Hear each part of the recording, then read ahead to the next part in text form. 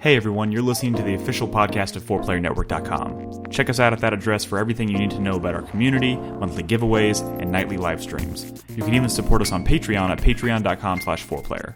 And last but not least, you can catch the live recordings of these podcasts every single Thursday night on our Twitch channel. We hope to see you there. Enjoy.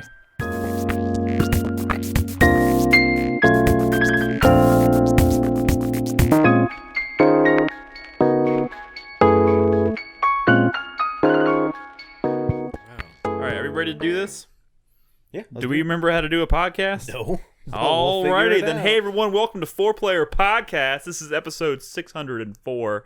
It is June 20th, 2019. My name is Nick Henderson, and to my right is Brad Simons. Yo. Nolan Hedstrom. How's it going, everybody? And Christopher Davis. Good evening. I will say this, Crispy is out for the next 2 weeks, so let's talk shit about him while he's gone.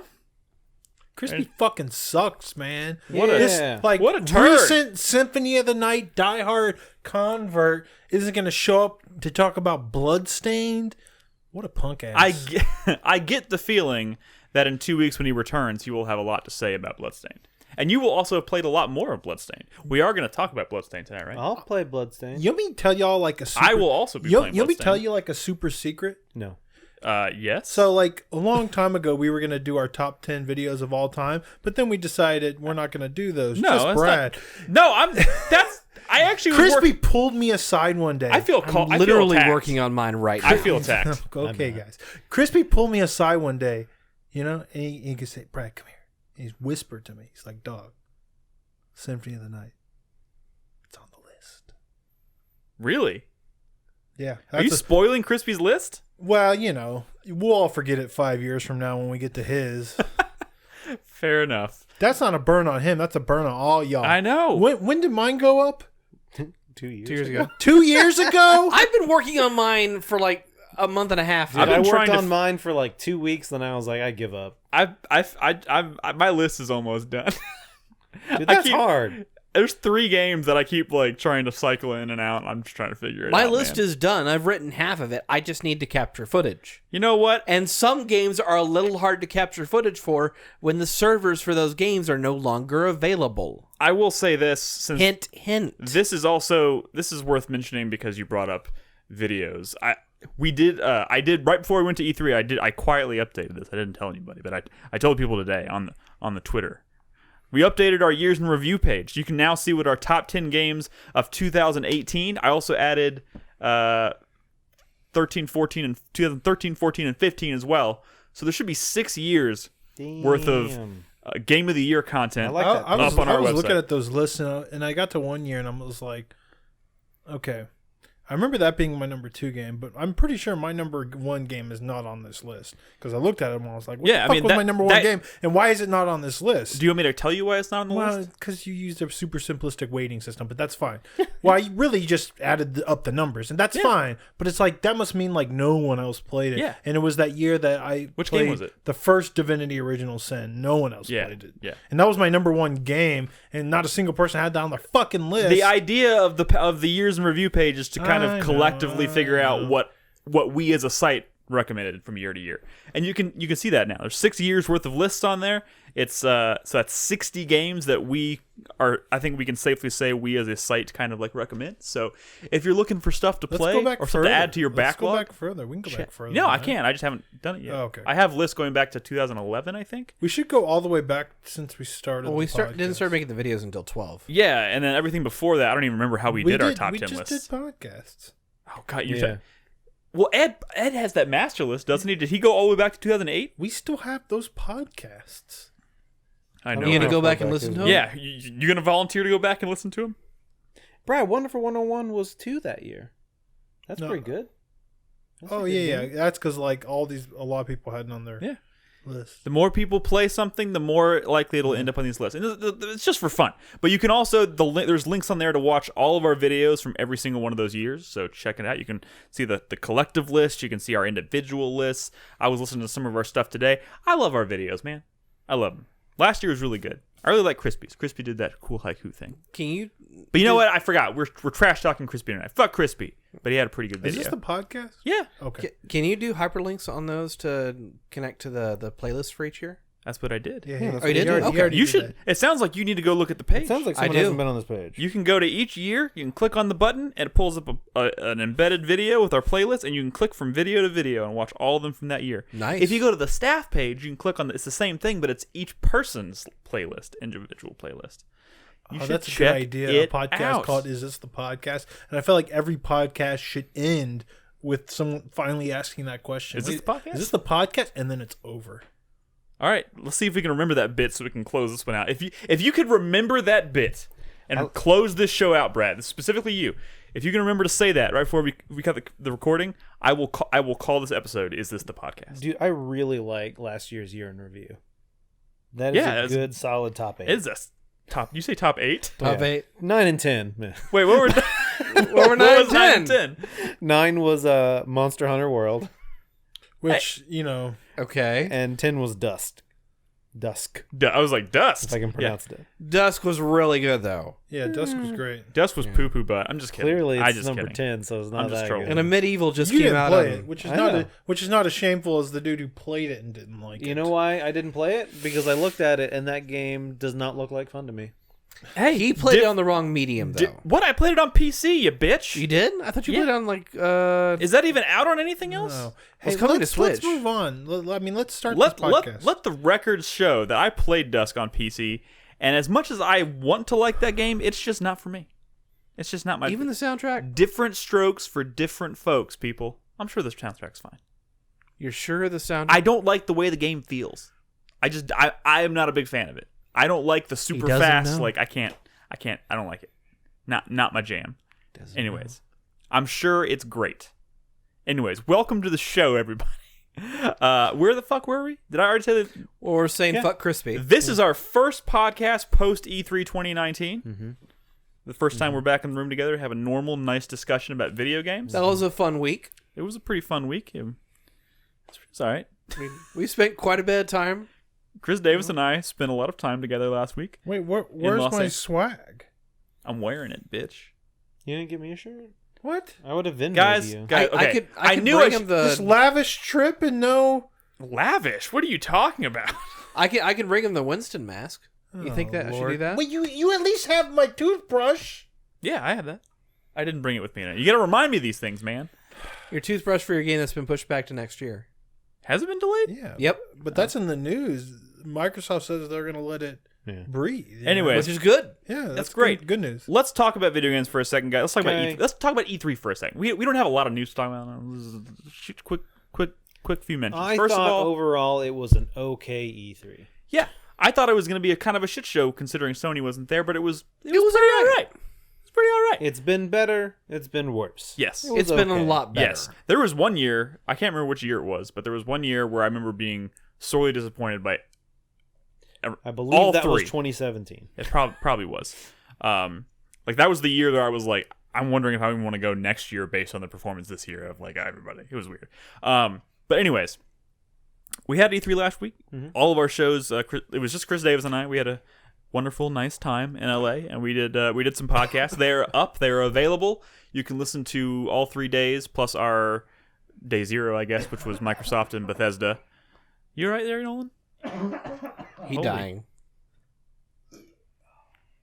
Better? I muted myself, but I believe I was really energy drinks are good unless you try to infuse them into your lungs. At least you were polite enough to mute. Yeah. You fucking. I've really missed this energy. We still have not started this podcast. Yes, This is the show. We are discussing E3 right now. Okay. I just want a quick shout out. First, quick plug. Like I said, we have 4 podcasts up. They're available now. Go check them out. If you were just kind of like casually paying attention to E3, you can find out all about our impressions. We played some big stuff. We played Final Fantasy VII Remake. We did. We saw a lot of cool shit last week. You know what? Go check it out. I also want to say Desperados 3 for an hour. I also want to say this. It was only 2 of us, and we only gave 2 Game of Show awards, and I want to just shout out to those. And one of them was tweeted out as a fucking secret. What? Like whatever. Y'all posted like the game, like the fucking picture, but it didn't have the game's title in it. I think it was Biomutant. That was The one with Biomutant. Chris No, I Davis, used- like pointing at it. Did I use He sent me an image that had the full thing. Oh, okay. It was either that or the one my that didn't actually have the title. One of them. That was as close as I got. You had one job. You had one job. Dude, it was pretty bad. Like, he was like, game of show, and I'm looking at it, I was like, what game is this? Oh I my can't god. tell. Damn it. Anyways, It might have been a picture in Discord. The tweet might have had the name in it. That's what it was. Okay. It was in Discord. I remember that happened. Okay. Yeah. Cool. So we got that sorted out. But I want to give a quick shout out to the 2 games we picked because we had a really good time with them. We were actually very much in agreement on one of them. In fact, I'm glad he brought it. Chris Davis brought it up. He decided I'm going to give mine to Biomutant. I was like, cool. I was thinking about giving it to Biomutant. That means I can give mine to someone else. Mm-hmm. So Biomutant was a lot of fun. Mm-hmm. Very cool. We talked about that on one of the delightful is a good word to use for it. Yeah, I listened to that podcast. Thanks, Brad. What are we talking about on this podcast? And I want to give a shout out to the other game that we gave an award to. My choice was Journey to the Savage Planet. I did not go into that meeting with expectations, but I walked out super impressed. Looks pretty fucking dope. Anyways, on this podcast, we're going to talk about Bloodstained Ritual of the Night. We're going to talk... Oh, thank you, Nolan. I thought you were raising your hand. We're going to talk about Cadence of Hyrule, which is finally among us. I'm going to talk just briefly about Deus Ex Mankind Divided. I know that's a bit random. Boo, Wait, what do you mean boo? Old game, boo. No, I'm just kidding. Okay, cool. Yeah, and then we have a few light news topics, and of course we'll do community stuff in the second segment. Thorax is our supporter spotlight for the week. I don't know if he's in chat right now, but I emailed him earlier, so we're going to read some of his responses to our supporter spotlight questionnaire in the second segment. If you are a supporter on Patreon at the $3 tier or higher, I want to say $3. I think maybe it's the one. I don't remember. Off the top of my head, I think it's $3. Or you're a supporter on Twitch. There's a supporter spotlight channel in Discord at discord.gg/4Player, and there is a pinned link with a questionnaire, a Google questionnaire in there that asks you some general questions about your opinions on video games and your top 5 games of all time and stuff like that. You can go fill that out, and we're going to randomly pick one every week, and we're going to read some responses to it. So, Thorax... I have a question about E3. Sorry. Oh, yes, please. Ask us a question about E3. Was Midnight Ghost Hunter anywhere at the show? Midnight Ghost Hunter. Damn. I don't recall seeing that, no. All right. I think are you sure I'm talking about Tokyo Ghostwire? VR? No, Midnight Ghost Hunter. Midnight What Ghost platform is that for? PC. The VR, right? No. I thought that was a VR game. It's not. I don't recall seeing that. Midnight Do you remember? Ghost Do you know where that would have been? I don't know. It was a PC game. They had it at the PC showcase. This is what I was talking about. That was like Luigi's Mansion meets... Is it an indie game? Prop Hunt. Clearly Yeah. he didn't It play might have been in the I indie. heard Was it about in? that, It could have been in the Indiecade then. I didn't see it over That's there. like the prop hunty Motherfuckers. one, right? Yes. Yeah. But it's like Luigi's Mansion. Everyone has like No. proton packs. But this one, the props fight back. It was one of my favorite things I saw at E3. I did watch that trailer after we did that Days or One podcast, whatever. It looked pretty cool. I signed up for the beta pretty immediately. Hey, Nolan. What's up, Brad? Do you remember that question I asked you about Cadence of Hyrule a few weeks ago? Nope. Are you trying Are we starting? transition? I think he's transitioning. Yeah. I'm What was the desperately question you trying to asked? If I transition. thought it was going to be easy? He's desperately Yes. trying. Well, based on your, I guess, expertise of Crypt of the Necrodancer, are you now worried about this? Would you be worried about the difficulty now that they're doing a collaboration with Nintendo in Cadence of Hyrule? Mm-hmm. That was the question from weeks ago. And I think I said no. Well, you said, well, we didn't know at the time. Well, yeah, I said that I wasn't sure, and I didn't think it was going to help me too much. And it is similar to my actual answer now that I have put, 4 or 5 hours into the game. Look at The it. It's so game- beautiful. Which I put a similar. It is beautiful. The game is not by any means easy. It is still one of those scenarios where even though there are characters that are similar to Zelda games, and they're like enemies, and there are enemies that kind of have similar mechanics to the enemies in Crypt of the Necrodancer. It is by no means easy. It is very often I find myself getting kind of like in a situation where I'm just kind of fucked just because there's all of a sudden too much going on at once. It is very easy to miss a beat or accidentally attack in the wrong direction, misread an enemy. All of a sudden, there's another enemy there, so you get panicked, so you try to attack that one, then the original one hits you again. Yeah. And so real quick, I mean, I know you kind of said this, or you implied this, but for people who, I think most of our community knows what's up, but if you're listening to this and you have no idea what the fuck we're talking about, this is a indie game. This is a Zelda game in the same vein as Crypt of the Necrodancer. Yeah, so Brace Yourselves Games, the creators of Crypt of the Necrodancer, did a collaboration with Nintendo where Nintendo allowed them to create a Zelda game. Okay, so that follow-up question. Yep. Is Cadence this might dictate whether I play this or not. Mm-hmm. Is Cadence of Hyrule a Crypt of the Necrodancer game with a Zelda skin, or is this a Zelda game that plays like Crypt of the Necrodancer? It is a Zelda game that plays like Crypt of the Necrodancer. I'm gonna play this. I mean, it's both. So It's a so hybrid. it is a hybrid, but it's one of those scenarios where Crypt of the Necrodancer is a dungeon diving game. You literally start at the top of the dungeon, you work your way down. You know, you go through 1 level or 3 levels, you fight a boss. You go through 3 levels, you fight a boss. You go through 3 levels, you fight a boss, and you get to the final boss. Yeah. And that's it. And it's roguelike. This and is every a time you fucking play it's different. overworld. This is a Zelda game in the sense that there's an overworld. You do have a your goal in this is to find. There are 4 instruments in the world. You have to find them. Defeat like the boss who has them. They drop the instrument, you pick it up. You've collected 1, you have to collect all 4, which will unlock a gate to get into a castle to go and fight another boss. It is very much a Zelda game. It is like Link to the Past. In the loosest sense of the word, like most Zelda games, this has a story, like a Zelda story, right? And, and it seems like it has the same kind of general format, right? I mean, Crypt of the Necrodancer had a story. Yeah, Sure. it did. Yeah. What's up, Brad? You seem to have differing opinions. No, I mean, I agree with everything you said. I think he's trying outside to of like. I think he's trying to I unpack don't what think- I'm saying. I don't think this game has much of a story to it. Well, I mean, but it's not like do a most Zelda story. games? Yeah. It's not like a story like, you know, in Link to the Past where, you know, you start in like the dungeon and you talk with Zelda and you talk to the priest and she's like, oh, this is what's going on, this is what you have to do. You go off and you find like, you know, the wizard and he tells you this. In this so much it is you kind of know what's going on. Every once in a while you will run into either Cadence or someone else who kind of drops a little bit of information. But yes, like I would say like if Link to the Past had like 10 pages of story written, this probably only has like 2. Gotcha. Okay. It is significantly less story. Yeah. Yeah, I mean, it's just it's just not why you play. You play because it's a Zelda game, because of the exploration, because of the puzzles, because of Secrets. the secrets, because of the upgrades and the items you're getting. I mean, that just like a Zelda game, you play it for those same reasons, and it's really good at that stuff as well. Yeah, it is. There are plenty of areas in this game where I've been that I know there is some secret or something in this world, something hidden here, but I can't fucking figure it out. Yeah. And so I'm like, well, I guess I'll come back later. And it's a big overworld too. I mean, Oh yeah, no, it's pretty large. I don't know where I am, honestly. Like I got to where I thought was the end of the game when I was streaming the other day. I was very much wrong. Wait, you thought you were at the end of the game? Yeah. Not this part. I mean, obviously this is the very beginning of the game. But I thought I was at the end of the game. Like something happened, and then something else happened, and I literally have no idea how much game is left. I could be halfway through for all I know. I mean, from what I understand, the game's not super long. Okay, so I think I am close to the end then. But the other thing is, it is roguelike.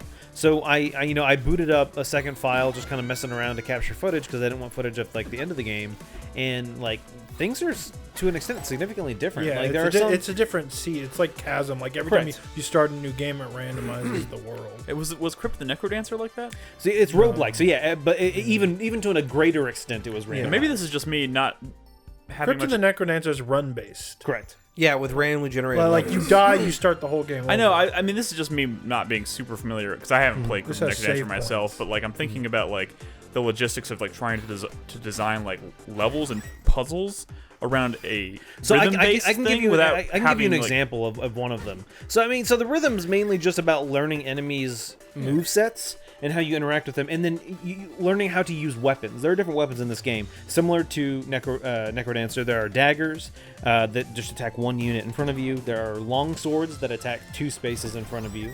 There are broadswords that attack three spaces. One directly in front of you, one to the left of that, one to the right of that. There's a bow and arrow. There's a rapier that will attack 2 spaces away from you. And if you can attack 1 in front of you or 2 away from you. And if you hit the one that's 2 away from you, it does 1 more damage and you do like kind of a lunge. I found a rapier. So Zelda uses the rapier. That's the other thing. In this game, you can play as Link. I have been playing. You can as Zelda. play as Zelda. You have? Yeah, but I just use like a broadsword. I mean, Wait, do you pick the character at the beginning? So or? at the Yeah. beginning, you choose if you want to start as Link or start as Zelda. You can then find the other one in the world, and then you can swap between them.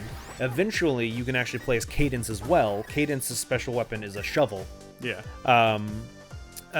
Brad, Link, his special sword is the longsword. Zelda's special weapon is the rapier. And Cadence's is the shovel. They can each use the other weapons, but those like Zelda can't use a longsword. Neither Link can't use the shovel. Anyway, Other than weapons, what are their unique abilities? so everyone does have a unique ability. boomerang, Link will bombs. also. Well, yeah, they each have all of those items. Oh, Yeah, unique ability. Yeah, so Link has That's a special. shield that he can use to block attacks that are directly coming at him. Okay. Zelda has it's the fucking there's a word for it. It's been in Zelda games It's her before. Din's fire. Yeah, Din's fire, kind of like that. It's like a little like a crystal that forms around Yeah. her. Well, I thought you were talking about her spell. Oh no, not her spell. Yeah, she has the spell too. It's like her Smash Brothers moves. Yes. Actually. I forget which one Cadence has because I haven't played as Cadence much. I'd have to go back and look at it again.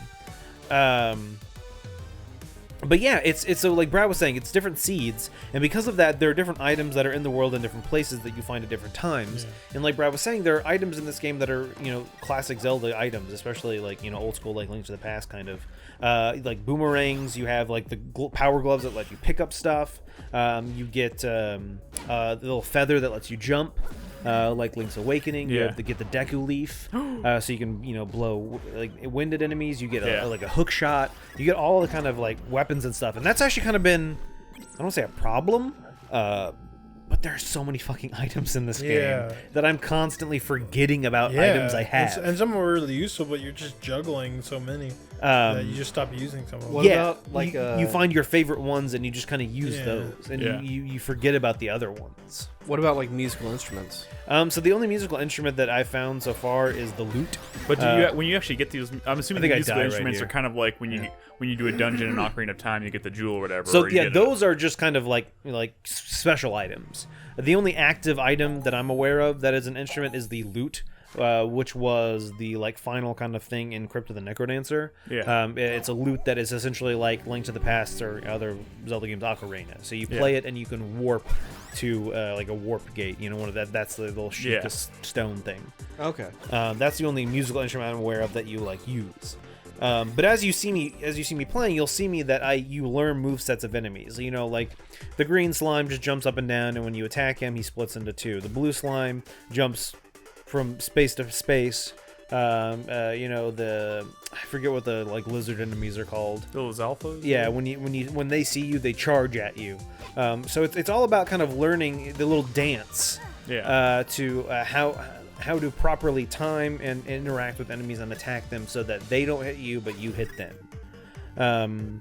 We haven't mentioned the music at all. So the music is fucking fantastic. It is definitely some awesome remixes. It is remixes of here's me getting the loot. It is definitely remixes of great fucking Zelda music and done in a really fucking good way. The problem with this soundtrack is that I'm not certain Nintendo will actually release it. No, I'm pretty sure they will. I'm fairly certain they will. Okay, they better. I mean, they've released it pretty much every other. Well, I don't know. Some of those they always release for some They more wait quite a while. Yeah, I mean, So that's not super uncommon. So Chai, there is enemies like the red bat in this. He's referring to in Crypt of the Necrodancer. The red bat is an enemy that moved on every turn, which is hard to judge because you don't know where you. So the red bat, I think he only moved at angles or something like that on every turn. There's actually a worse enemy in this, and it's a bee. When you attack certain bushes, a bee will come out, and it moves on every single turn in a random direction. Oh, Interesting. You can capture them, with the bottle. I feel like anything that does anything random. That was in this from game Link would to be the a Past, I nightmare. think. Well, that's in multiple Yeah. Zelda games you could Yeah. capture, Man, okay, so it is. What's up? It's funny to see you dying because that was my experience when I first started Early this on, game. you will die a lot. A lot, because it's hard. A lot. But it's one of those things where when you die, you lose all of your rupees, you lose all of your keys, but you retain all of your diamonds. What do you even use the keys for? I still rarely find in places to even dungeons, use keys, you'll yeah. find lock chests and stuff like that. I will say though, like after a rough first hour, I'd say It gets after I pretty got easy. a bottle and a loot and a broadsword, It gets I pretty just easy. haven't been dying. Yeah. I'm at my point in the game. I have like over 5,000 rupees or something. And what is there ever anything to spend rupees on that so is like there's a few shops permanent stuff? I mean, I just fill up my bottles every time I lose my hearts, and then I keep going. You know? Yeah. You find stuff in dungeons, but it's usually just temporary stuff. Correct. Right? And so that is one of the things. Everything besides your like main weapon degrades. Like think Breath of the Wild. Oh no! So your torch, your shovel, your ring, and your boots, all of them degrade given time. When did that become a fucking trend? So that's kind of. I really hope that new Zelda, that Breath of the Wild sequel, isn't going to have that as a system in it. Because holy shit. No. None of your like sub weapons and stuff. Correct. No, that's what I'm saying. Just the equipment like stuff besides your main power-ups, weapon. basically. Yeah, like there's similar to Crypt of the Necrodancer. There are many items that you use that benefit you in some way. Like there are boots that make you float if you jump off of a ledge. There are boots that give you greater defense, that give you greater offense. There are boots that make you ignore terrain that would normally be like a negative effect. There are torches that let you see what's inside a chest before you open it. There are rings that will give you damage multipliers or make you. What's up, bro? Necrodancer. I have not played too much of that because honestly, I was like so bad at it early on. But now that I played this, I realize I probably just need to stick with it. Oh yeah. Were there like different levels in Necrodancer, like verticality? No, heights? there was no height in Necrodancer. That's something that's unique to this. Yeah, I mean this game seems incredibly well like crafted. Oh, definitely. Like in how they turned it into a Zelda game. It's kind of fucking pretty. It's kind of remarkable. And by the way, Nick, if you find like the rhythm thing like intimidating, especially because I do have no rhythm. It's kind of relentless, right? You have to just keep going, right? Because you never want to drop your. So beat. that is one thing that is different from Crypt of the Necrodancer to this. In Crypt of the Necrodancer, when you finish a level, you have to maintain your beat. In this, when you defeat every enemy on the screen, rhythm is no longer a factor. You can explore that screen as long as you want without worrying about rhythm. As soon as you enter the next area with enemies, the rhythm picks up again. Also, which is actually kind of cool. Also, from the start, you can choose fixed beat mode, which I think was like a specific character in Crypt of the Necrodancer. Yes. But you don't have to move to the rhythm. You can move however you want, but the way it works is kind of like a traditional roguelike, a grid-based roguelike, where every time you move, the enemies move. Yeah. Right? So it's almost it turns the game to like turn-based. Yeah. You could still play it quick. You could still bounce to the music, but you move with the enemies instead of everyone moving to the beat. Yeah. Gotcha. So like, yeah. This is an example, Brad, of the kind of seed roguelike stuff. This puzzle, when I played it the first time, was completely different from the second time. So that's it's an example of kind of how they change it up every seed or every run through. Yeah. And I unlocked a new ability. Yeah, I mean, Nick, like, Chris Davis, like, this game's wonderful. Like, you'd be absurd not to play No, it. I know. Like, if you're a Zelda fan, like, even a little bit, like, absolutely you need to play this. Yeah, I mean... No, I definitely do want to play it. Just like, trust me, just for the music alone, it's fucking amazing. But, like, just as a... You'll as see a top-down Zelda game, it's great. If you're watching the feed, that enemy killed me multiple times earlier. I just killed it without getting hit once because I finally realized, he move, then he like attacks, and then he has a rest turn, and it's about learning how, especially not like mob enemies work. There are more elite enemies that you will encounter. That it's those ones usually are the ones that kind of fuck you over, especially early on. It's about learning how they move and the beats they move to and when they do what, that you kind of get a little bit better. Gotcha. Not gonna lie, that also better weapons help you. Let me ask you this, and maybe you don't know because you're probably in a similar situation, but I haven't died in like a few hours. Mm-hmm. Is there anything that I'm missing out by not dying? I don't believe so. As far as like gem purchases, because I have so many gems, and I'm wondering like, am I not getting cool upgrades because I'm not dying? I don't think so. I think that bottles are so overpowered. It's just like a Link Between Worlds, right? Yeah. It is actually very the similar. The bottle's just so overpowered. Yeah, it is very similar to Link Between Worlds. And so you'll see here, I just unlocked, I got a spear. Yeah. And now life completely changes as soon as you get like a weapon like that, because you now don't have to get right up on an enemy to attack them like you do. I kind of want to play this with a like a dagger or like a one square weapon just dagger. for it to be more challenging. Oh no, yeah, definitely. There are people who I guarantee you have already probably started and beaten this game with just a dagger. That was definitely a thing in Necrodancers, doing dagger runs or doing runs with this weapon or doing runs with this weapon. There's definitely all kinds of and I'm pretty sure they will probably implement something like that in this, where it's like, oh, only do it with the flail, only use the flail. How does the flail work? So the flail is like a broadsword? No, it's actually wider than a broadsword. It does a sweep, so it's to the left of you, one in Okay, front. okay. So it's a sweep, but then it also has a knockback effect. Flails are pretty good. But you have to be facing the right direction, and the problem is you can get fucked if there's an enemy on one side of you and an enemy on the other, because then you might not be able to move. Because no matter what, you're going to attack based on where they are, and so you might be stuck to an extent in a position. Does that make sense? Because if there's an enemy right here, and there's an enemy right here, no matter which direction you swipe, you're going to attack and not move, which means the other enemy is going to hit you. Yeah. Flails can be dangerous. But there are definitely weapons in this, in Crypt of the Necrodancer, that aren't in this. At least to my knowledge, I haven't seen. There's not, no Cat of Nine Tails, and there's not, a couple other weapons. Although, outside of difficulty, if one thing I found slightly disappointing is that I thought the dungeons were gonna be more like Zelda-y, but it's almost just like a couple of floors of Necrodancer challenges, rhythm challenges. Well, rhythm challenges. I mean, the whole game's a rhythm challenge, but I mean, it's just like 2 floors of a randomly generated dungeon, and there's no puzzles or unique. The puzzles are item interactions or anything are definitely less. I'd say the overworld is the star. Oh yeah.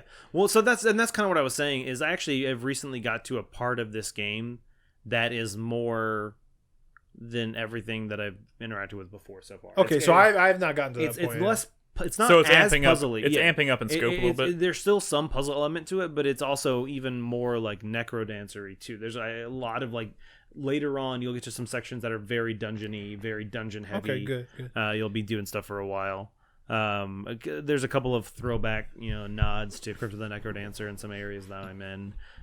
Definitely ramping up the challenge. You'll get to one section that it's literally there are all these tiles on the floor, and when you step on them, it swaps the character you are.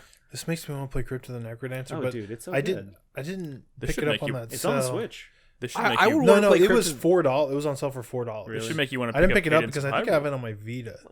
But I would want to play Crypt of the Necrodancer with this visual upgrade, because this is night and day compared to the original. It does look it's a different style, but yeah, I mean, it does look really nice. Yeah.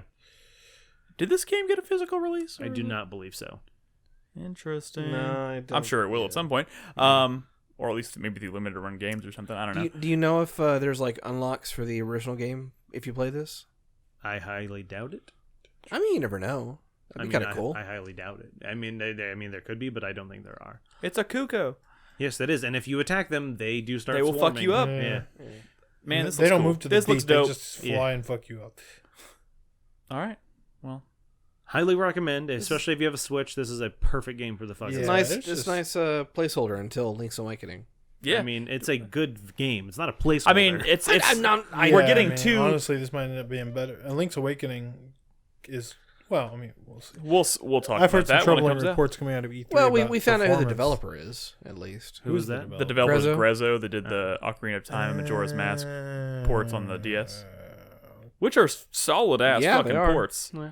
But I don't know. We'll talk about that when we play it, because we'll obviously be playing that. Weird. But this looks cool. Multiple reports of really bad frame rate coming out of E3, which is strange. That's not good. But I mean, there's still time too, and who knows if that was even the most sure. recent build they were demoing. Well, sure. I don't know. Cool. I wish I could have played it at E3, but that was literally going to be a 4-hour wait. It was. And that was not even. It was a 4-hour wait just to get into the Nintendo booth to play. That's why I didn't get to play Hollow Knight. I wanted to play Hollow Knight Silk Song and could not. I was like, I am not about to wait in that line. Or Resident Evil 5. Why do you keep bringing up Resident Evil 5 on Because that just is so stupid to me. It warms my heart stupid. that Hollow Knight had a line. No. Hold on. I mean, what did y'all not see? Specifically, Zelda had the line. Hold on. Let me pull up my Twitter real quick, because I was having a Twitter conversation right as I was going on vacation about. I saw the the stats that got released for what? For Witcher 3. Oh, you mean for the Switch port? Yeah, 540p. Yeah. 540p handheld, 720p docked. Fuck, where's my? Isn't that pretty comparable to Breath of the Wild though? Or am I misremembering? Breath of the I Wild think was you're 720p, misremembering. 900p. Oh, okay, gotcha. That's You're right. Also, it didn't look like The Witcher. The Witcher's gonna look bad on a Switch. yeah. The Witcher's gonna. we were joking during the podcast, like everything they cut from the They're gonna game. They're gonna Don't take play The Witcher on the Switch. They're gonna take the trees and the wildlife and the weather effects. and NPCs, they can't The fit Witcher- that in. take all the assets and let's just. The game is in a let's just- gray box, basically. get that rid you're of all playing of in. it. Listen, The Witcher is an RPG. Skyrim's an RPG, right? Skyrim, good for handhelds. Witcher, don't play it on a handheld. Not that type of game. Oh, well, sorry. There were some retweets, but they're gone now. Or I think I was talking with like Eric or somebody, and they were saying that like Wolfenstein or something runs even like worse on the Switch. Well, yeah. It's Probably. even like yeah. a lower I mean, frame rate. But there's yeah, it was just the fact that like that handheld Witcher runs at 540p. I was just like, I mean, a what lot the of fuck? these Switch ports are literally they're doing them because they can, and there's a certain audience of people who only have a Switch who Oh, yeah. will gladly jump at the opportunity to play these games, so that they wouldn't otherwise be able to play. I don't know if you So- recall, but Witcher barely runs on a PS4. Dude, well, that's what I was saying. Like, it's I do not, recall. Like my fucking high end PC can just about run Witcher 3. Like, it's like one of those things where it's like, wait, a Switch is gonna try and do this? All right, anyway. Yeah. I thought they were gonna do something like they did with Dragon Quest 11, where it's gonna be like Witcher 3 and like 8-bit. Oh yeah, nope, don't think so. That would be fucking badass, though. that anything in that style would be pretty cool on the Switch. All right, let's move on. Brad, Yes. moment of truth. And Crispy's been playing You too. two are the only ones. I Sorry, I would Oh be. wait, Crispy's not here. I'm still waiting on my physical edition of I Bloodstained. have the game, Brad, and I was gonna play it yesterday, but I ended up going to see John Wick 3, and so I. That's I, a- No, hey, no, I'm That's a not. respectable I'm not decision. giving y'all shit. The game just came out. Well, I know, but I wanted to play it before the show was the Yeah, point. yeah. Like I wanted to at least Mine get a is few hours in. installed. We'll I just play haven't it had the before chance. next week. Mine's in the mail. We can We're talk talking about next week. Bloodstained. What year is this? Nick? Bloodstained Ritual of the Night. 2019. I'm proud of it. I thought it was, The like, 1840. return of Koji Igarashi's Igavania. All right, before you go any further, let me just say, you wrote something about this game prior. Yeah, it's. Prior I to the- wrote something. It's been half a decade since I wrote something. You know that's down. gotta mean There is a something. post on the site from Brad. You can check that out if you're curious. I mean, there's not much of a thing. It's just it's almost it's like it's a quick journal read. entry, if you will, before I started. But yeah, I just shared. you're some listening thoughts at before home, I started, pause the because podcast. There's a lot of like history and baggage here with this game, with this series, with the development of this No, game. absolutely. I've sort of been very worried about this game. I think we all have over time. Yeah. Ever since its announcement, and as they've been releasing various builds and stuff, I've been really worried about this game. And, honestly, because on the surface, it looks a little rough around the edges. And, throughout the state of development, it's a Kickstarter. So you saw it being developed, honestly, to me. It was being very forward-facing. It looked a little rough, and I wasn't too happy with the demos. But Neither was I. and the stuff that I was not happy with is still kind of, like There? problematic. I don't really care about the story. I don't think it's presented all that well. In fact, I've just sort of been skipping the conversations. I still don't think the game looks all that great. And really, even after they fixed the poop. I mean, well, yeah. I mean, they did improve the graphics some, but relative to like old sprite-based Castlevanias, obviously those are a different kind of beautiful, in my opinion. And even compared to like indie games these days, I don't think this really is a looker. I mean, it's kind of shocking to me because like the art, like the concept art for this game Oh, it looked is amazing. gorgeous. Like Yeah. it's like I think this game could have been looked amazing with like maybe a more like cell shaded or like I think cell pencil shaded drawn was the route style to or go, something. yeah. No, I mean, it Wasn't is the artist like cel-shaded. Ayumi Kojima or something like that? Well, The fact that they went with this like she only did some concept art, but what they went with is a strange thing in my opinion. well, it's because sprite stuff is very expensive and very time consuming. Yes. To do all new sprite work. Even the old Igavania games, they were reusing sprites from like game to game for years and years because it's just too expensive, and they didn't have Symphony of the Night's budget by the time they were making, Order of Ecclesia. Yeah. Their team got smaller, their budgets got smaller, and they just worked with what they had. But they're still great looking games. This game looks fine. Also, another thing I was worried about going into this game was, some of the stuff from the demos where, you got a lot of shards, you got a lot of weapons. The demo threw a lot at you, but none of that stuff felt very balanced. It felt like really like haphazard. Some shards seemed completely useless. Some seemed really good. Same with the weapons. Like, I get a weapon, I'd be like, well, why would I ever use this when I could use this weapon? All that, honestly, still kind of an issue. But none of that matters. Because, and I had a feeling it wasn't going to matter, because I think a really great Igavania is a really great RPG. And it's a great RPG because there's so many systems and there's so much stuff packed into one of these games that it just makes it like so incredibly addictive. Like you could finish this game in 10 hours, or you could play it probably for 40 hours. And I'm gonna be a 40-hour person. Yeah. And that's the sign of a really good Igavania. And I swear to you, man, in those aspects, this game has fucking nailed it. I've been so incredibly addicted to this game. There's so many cool systems and new things and returning great systems from older Igavanias that I'm fucking in love. Okay. So back. Did you start this last night or the day before? I don't. A couple days ago. 2 days. How many hours would you say you've put into it so far? I've put about 7 hours into it now. Okay. I've put about 7 hours into it. I've only uncovered 15% of the castle. Holy shit! Yeah, Nice. you could probably beat the game in 7 hours if you rushed.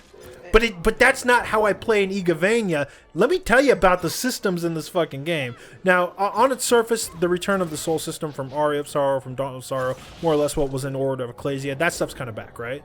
But you get shards instead of souls, where every enemy has a shard, which is in a spell that you can cast, or it could be like a passive shard, could be a familiar. There's various types of shards. And every enemy has one, and once you get that, you get an ability, right?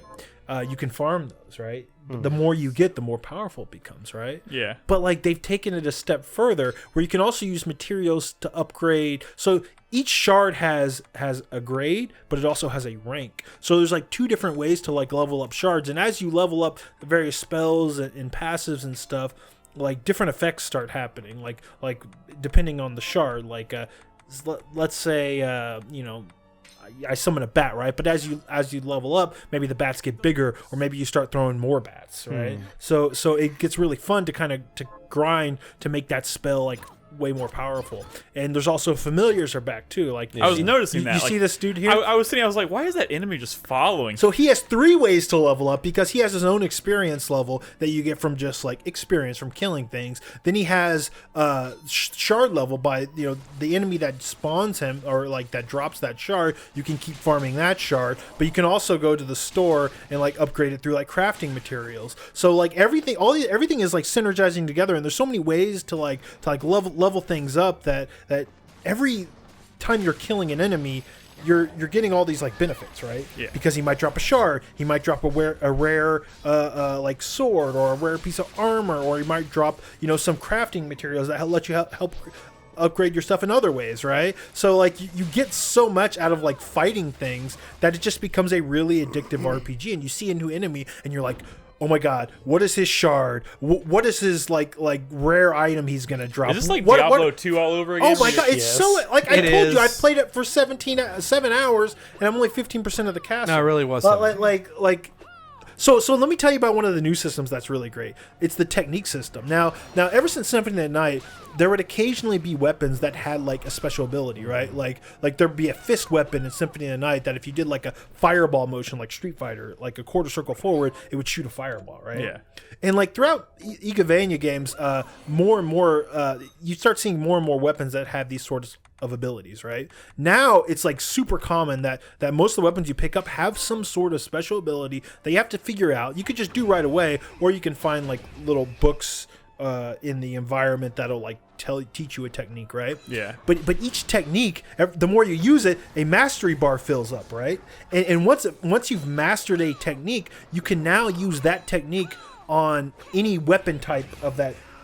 Any weapon of that type, right? So like I got a katana early on, right? And I figured out that if you do forward attack, she'd hold up her sword like a counter. And if an enemy hits you or comes into contact with you, like you take no damage, you guard it, and you can like counterattack, Yeah. right?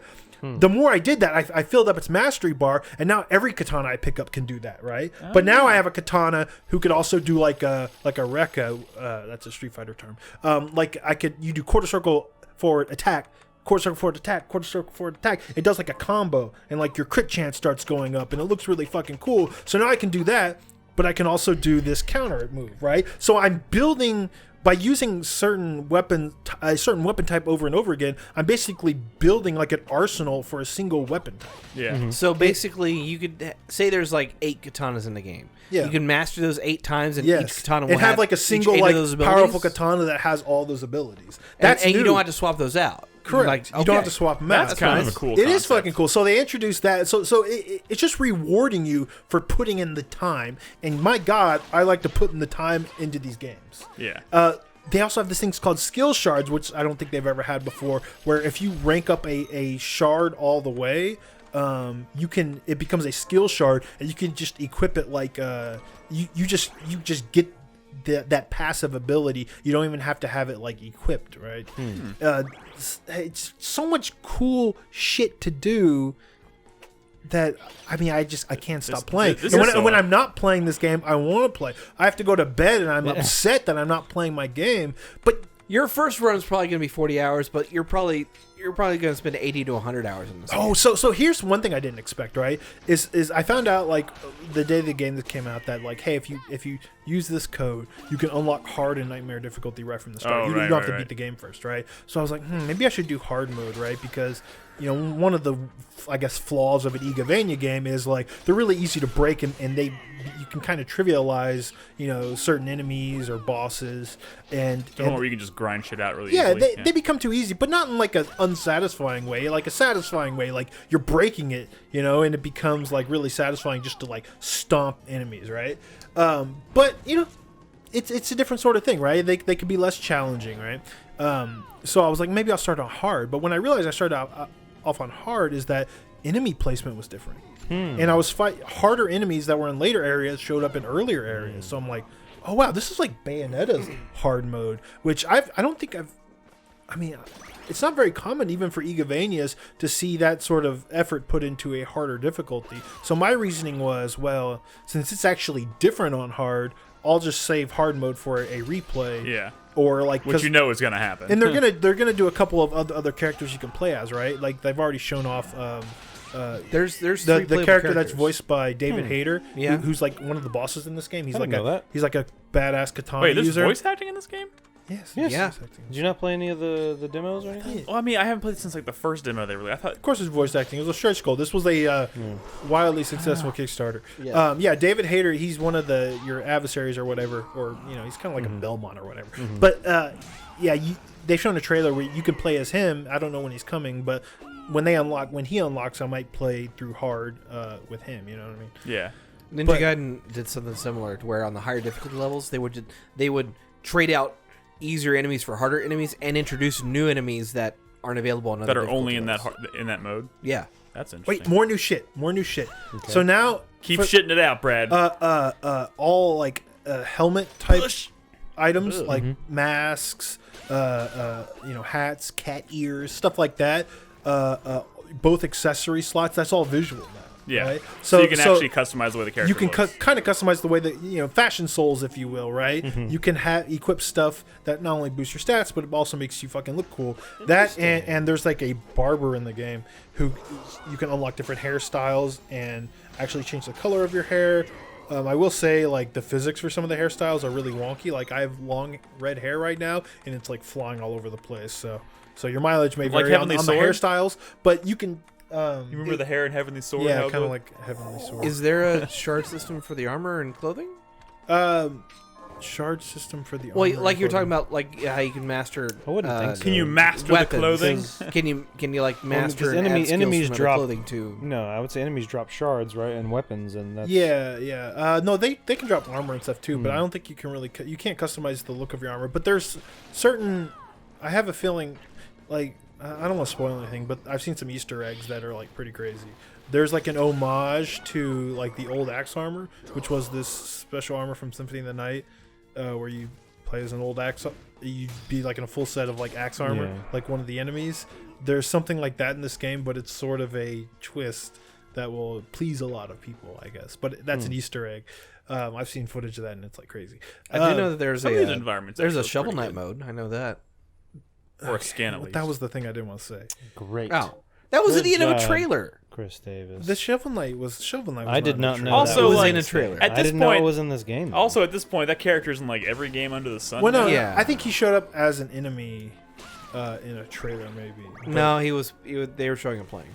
Okay, well, whatever. He's also in Ukulele, the other Kickstarter, And so many other indie games. and a bunch of other things. So, So- why is anybody actually surprised at this point? It's Some of these enemy designs are bizarre. Yeah. What was with the giant cat? I don't know. yeah, I mean, but The cat see, with with it? horns. that's another Neon Igavania thing. bomb. There's always kind of like weird, Weird, crazy yeah. enemies, and I have the ability to like just shoot that pig. Is it like thing. a fat flying pig? Yeah, I will say some of like the shard designs are like really cool, right? But some of them are also kind of like lazy, where I feel like a large portion of the shards are just kind of throwing out like a crystal form of that enemy that I killed to get that shard, right? Which there was some of that stuff in like other older Igavanias, but it was a little more like elegant, you know. Yeah. Like you kill like the school witch, right? Which was like a witch on a broomstick, and she had like a cat with her, right? And if you get her soul, you could like throw out the cat, and the cat would like run across the room, and it was like beautifully animated and stuff. And now you're just kind of like throwing versions of the enemies out there that just kind of look like crystal-y. I mean, it just I don't know.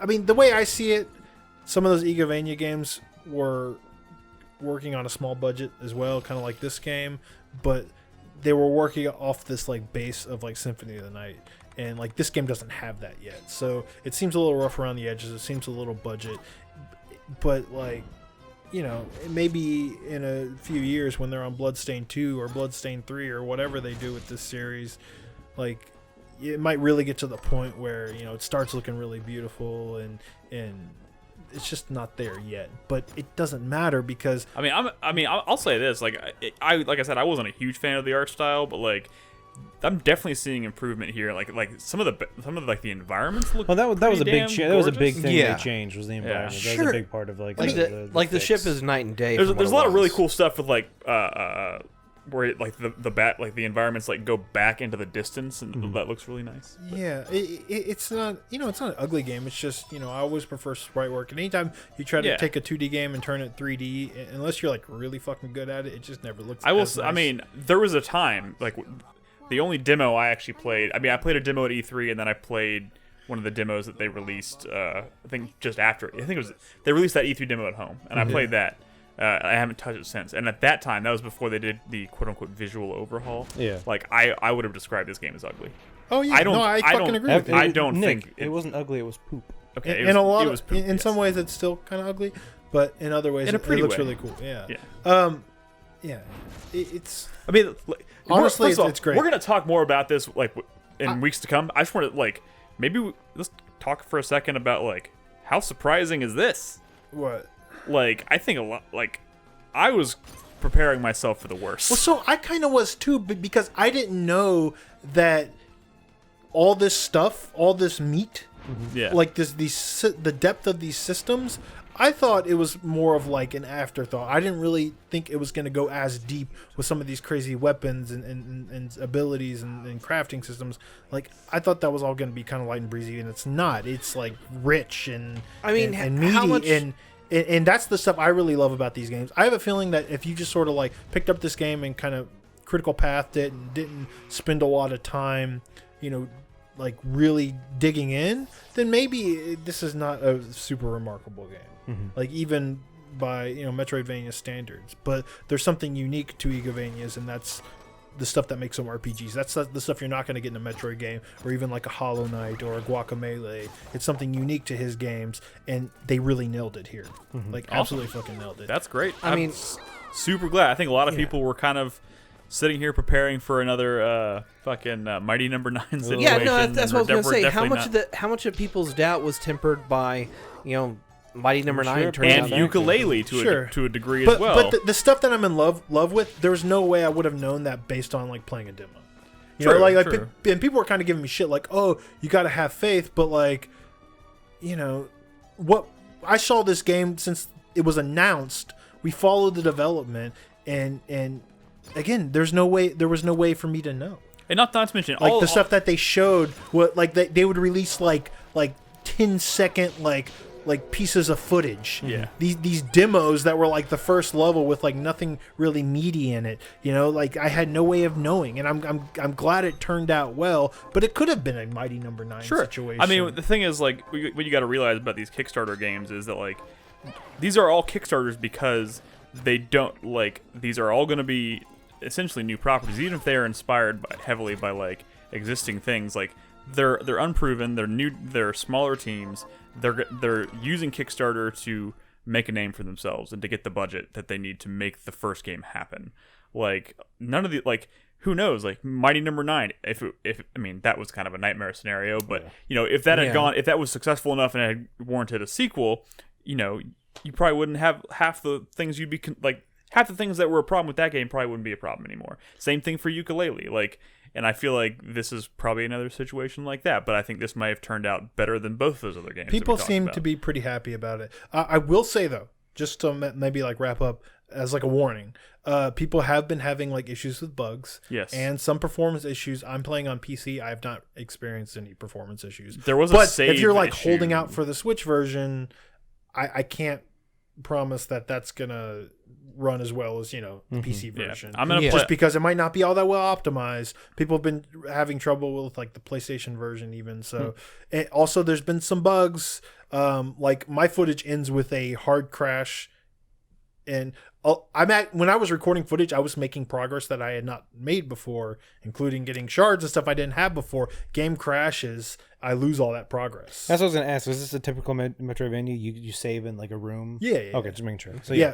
So I lost that progress, and I was like, fuck, you know. And there's a pretty serious bug that people have been having where like after a certain point they notice like all the chests in new areas are already open and there's nothing in them, including like weapons you need to get like the true ending, items you need to get the true ending. So maybe it's good I haven't started. So like some people are like, what do I do? Should I wait for a patch? Should I restart the game? So they commented on that today, and apparently that specific issue. Yeah, and apparently that bug was introduced in one of the patches they released post launch. Yes, and it's basically affecting people who started the game prior to the patch, installed the patch, and they're literally coming out and saying if you experience this bug, we recommend restarting the game. Ooh, ouch. That's not fuck, dude. I'm just the messenger. I mean, that's not a messenger. I don't know. I have not come across any. Well, if I have to restart, I'll play on hard. It's not going to be the end of the world. I mean, I've been having a good time. But I've not come across any chests that have already been opened. So yeah. I think I'm going to be fine. But man, there's some really cool shit. Like, look at this spell. It's so dope. Yeah, and like as I've been leveling that up, it's been getting larger and larger. That grindy sword thing. Zlade in chat, in this scenario, based on the thing what I just described, yes, you should be glad you haven't started yet. If you started the game after they released the patch, I think everybody's fine. I did download the Steam version day one, but I don't think people on Steam have been having that issue. It's not been affecting everybody. You're probably fine. It has been affecting people that have been playing the PS4 version. Yeah. I don't know, actually. I don't know all the details. I'm not one of the developers. I'm just passing out what I saw online today. One of the story things is that she's slowly turning into glass. Is that like a system? Stained glass? I don't think well, I mean, you're getting glass shards, your spells and stuff. I don't know. I've been skipping a lot of cutscenes. I gotta be honest. That'd be Chris Davis. That'd be pretty fucking cool if that was a system. I mean, you know, you're getting glass shards that fly through your chest. I'm talking about like, you know, that's like an artificial timer. I think that's kind of cool. Turn that in. Oh God. No, I don't think there's anything like that. But it's probably purely story stuff. Yeah, it's just lore stuff. Okay, Prince, answer my question.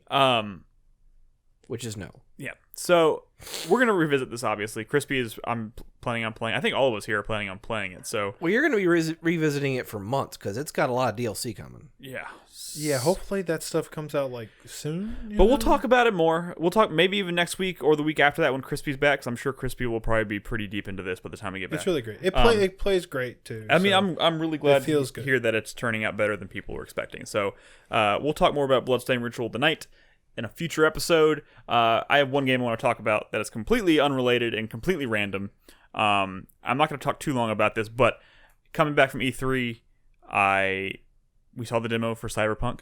I had that Cyberpunk itch. We were talking about it. I was watching the demo, and I was like thinking, oh my god, I want to play this now. I want to go watch Blade Runner right now. Like I was having all these feelings. It's kind of a shame that demo is not going to be out for the public until like August. No, well, that's not that far away. Well, they're doing it's after Gamescom. They're doing it at PAX West. Oh, PAX West. Yes. Okay. Which So is September. August or September. I can't Usually remember. after Labor Day weekend. It moves farther back. But I had the itch. I was like, I want something cyberpunky. And then I realized, man, I rage quit Deus Ex Mankind Divided when I first played it, which is bizarre because I played Human Revolution, I loved it. It was in my top 10 that year. I thought it was fantastic. Something about Mankind Divided really didn't really upset me. I think a lot of people had issues with it. I did not like the new control scheme when I first tried playing it, to the point where it really I kept fucking up combat scenarios, and this is one of those games and luckily at this point I'm about 16 hours into it now on this playthrough, and I'm like I'm enjoying. I've gotten used to everything. I'm enjoying it again, and I'm kind of like, okay, I can do this now.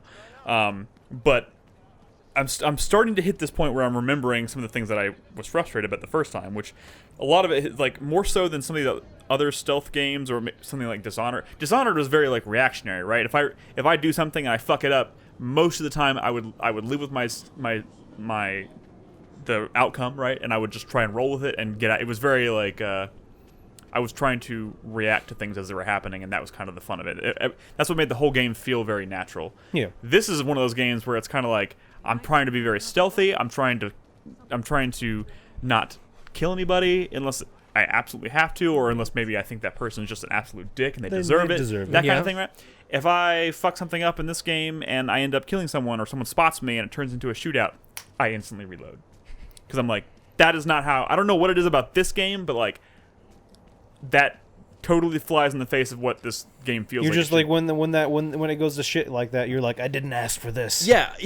Yep. I mean, the funny thing is, like, this game is designed and is touted as like as basically an RPG where you make all these decisions and you can live with your decisions, but like, it does not feel like Dishonored in that way. Like, to me, this game feels like it's meant to be played stealthily, right? And I don't think it has to be. It doesn't have to be. It's more of a feeling I get. And it's fine if you choose to play it that way. I think I went into this game originally kind of like that, and that's generally because any type of game like this where you have those options, 99% of the time I play stealthy and I don't want to kill people and I want to do this. But I think this is one of those games where I was definitely like, fuck it, and I just started killing dudes left and right.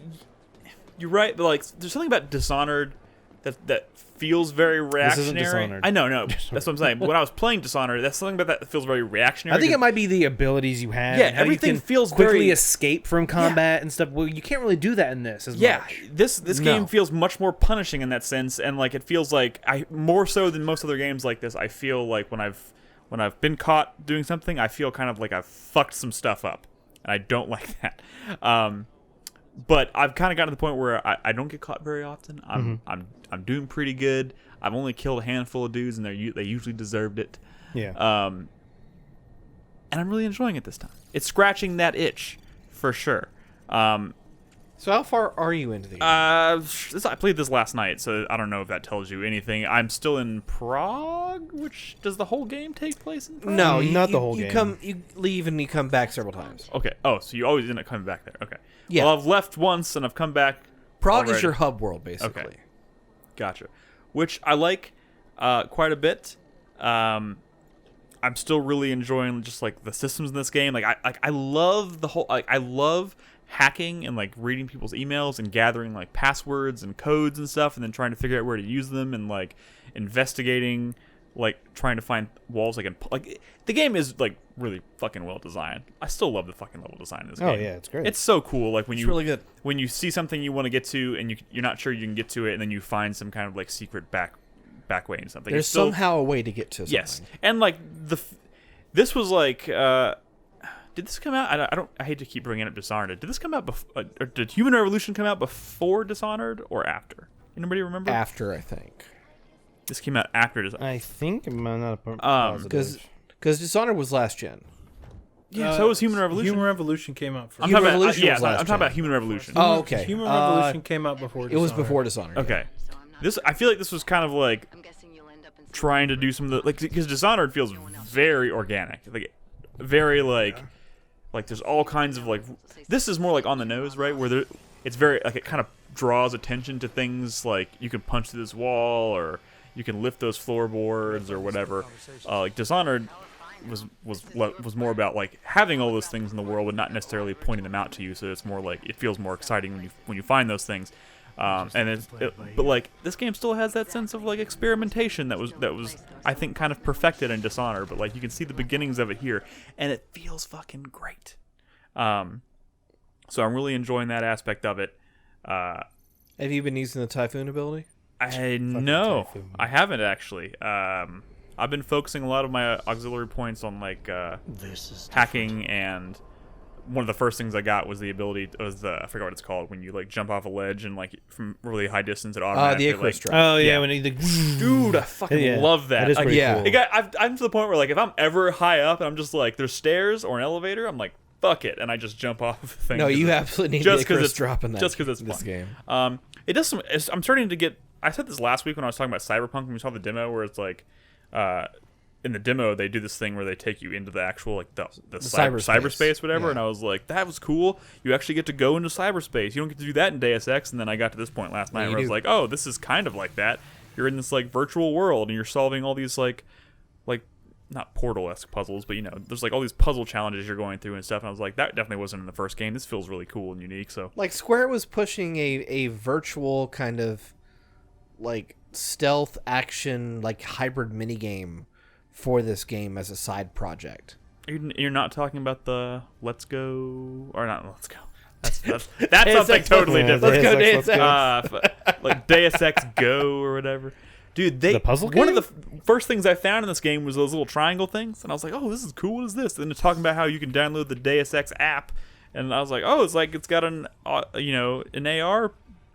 That's meant more for like world building and Yeah, like but behind the fucking scenes app stuff. is gone. Like you can't get it Oh anymore. really? Yeah. So Shit. I'm just collecting all these stupid triangles for no reason whatsoever. But I don't know. I just wanted to bring it up. I'm playing it right now. I'm definitely gonna play it through to completion now and finish it. It's It's a good game. I honestly, Did you finish it? Yeah, it's one of those things where I kind of preferred the story of the first game. The Yeah. story of this one didn't grab me. The story of this one's a lot more obtuse. Yeah, but I do like hard some to of the more follow. mechanics they added in this one. Yeah. It's still enjoyable though. I mean, Human Revolution was designed to be a full-on Deus Ex experience. Correct. This is a sequel to that. This is like the first time they've ever done a true Deus Ex sequel. Obviously, the boss With fights the in this same are better. character. Yeah.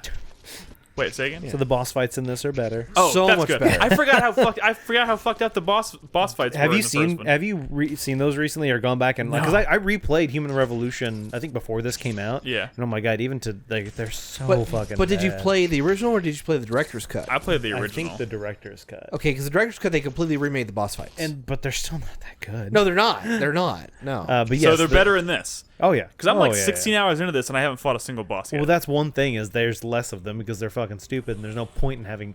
Every video game does not need a boss fight. True. Let's put it, especially games like this. You don't have to fight like a big bad or something to get to whatever. It's just the world can be the big Yeah. bad. I Puzzles, just- exploring, whatever. Yeah. I just love the way this game feels to play because it doesn't feel like this is a new control scheme, and like I said, I had some issues with it before, but like once you kind of settle into those changes, like the game still feels really like this is a very, to me, this is kind of, it's strange to say it's kind of a chill game. Oh yeah, definitely. And kind of exploring when you're in Prague and you're kind of exploring the world and you're talking to people and you find a house and you might hack, pick the lock and get in there and you kind of walk around, meet the what's going on. neighbors, things like dude, that. Yeah, it's just like one of those things where it's like there are definitely times where it's like it doesn't feel like it's like, oh god, like it's so intense. It's just sometimes you're just kind of hanging out and like exploring. And a lot of it has to do with like the atmosphere too. It's just very like the music is very kind of like relaxing and chill, and it's always playing in the background, so there's never like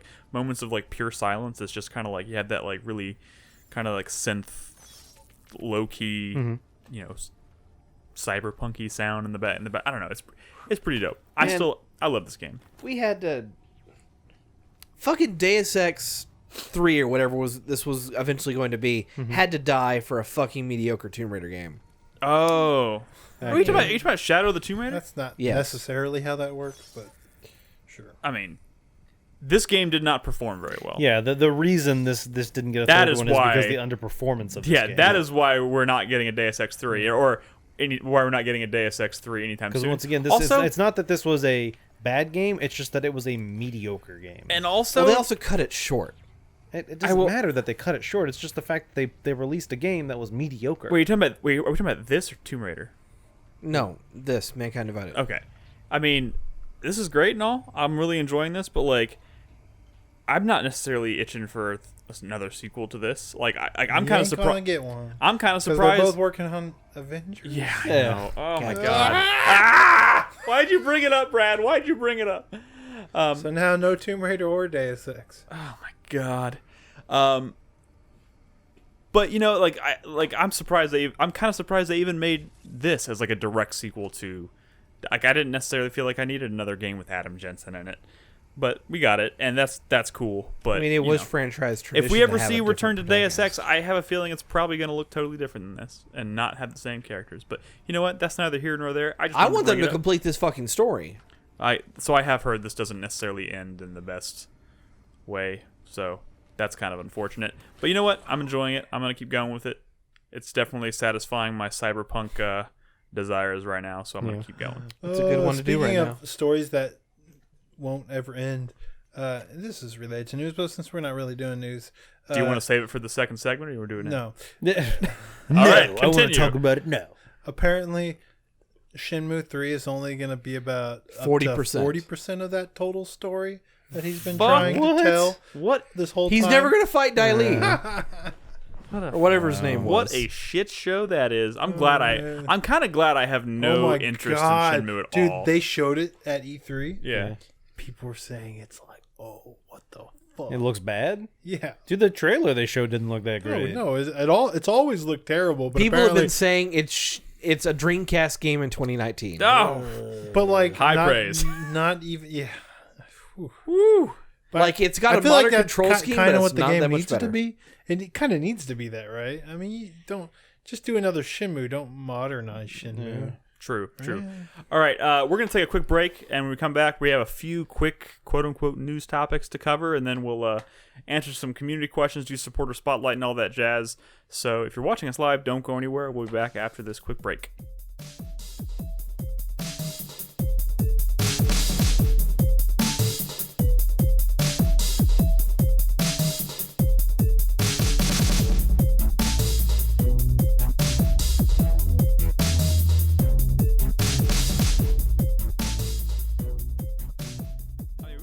That whole conversation in there if we wanted. Please continue. Hey, everybody, welcome back to the show. I don't know where we're going from here. We don't really have news. Oh, quick mention. Have news. Come on. I don't even know if you could call that news, but we'll get to it in a second. We have things to talk about. We do have things. Okay, speaking of things to talk about, I didn't mention this in the first segment.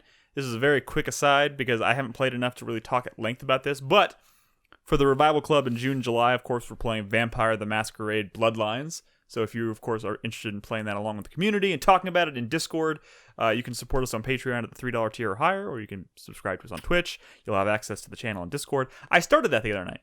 I started Vampire the Masquerade Bloodlines for the first time in my life. How janky is it? It's fucking jank as hell. It's also old. It's very old. Yeah. I bought it. It's not that old. 2004. Came out the 03, same 04? day as Half-Life 2. I can Oh show my you some God. games that came out Bad that year choice. that aren't that janky at all. Wow. I understand. I This. know. I'm just saying, in general, it is still hard to go back to. Did because of how somebody janky in it chat is. was telling me that apparently was it the first Source Engine game? Well, technically, because it came out the same day as Half-Life 2. Yeah. Yeah. That's terrible. Anyways, I started Vampire the Masquerade Bloodlines. What class are you playing as? So they have really weird names. It Yeah. starts with a T. True Blood. Trudeer. I don't remember. Somebody, the one that has that uses arcane magic is the one I chose. First of all, Troubadour. Just definitely not a Tremere- Malthusian. definitely not that. Well, so when you first boot up the game, it gives you two options for character creation, which I think is really cool. One lets you actually create your character sheet, fully customizable. The other one was ask you a series of questions, and then it picks for you. Yeah. I did that first, and it made me a fucking Nosferatu. Nice. And people were like, "No, this is not a first run Of course kind of." you're a fucking Nosferatu.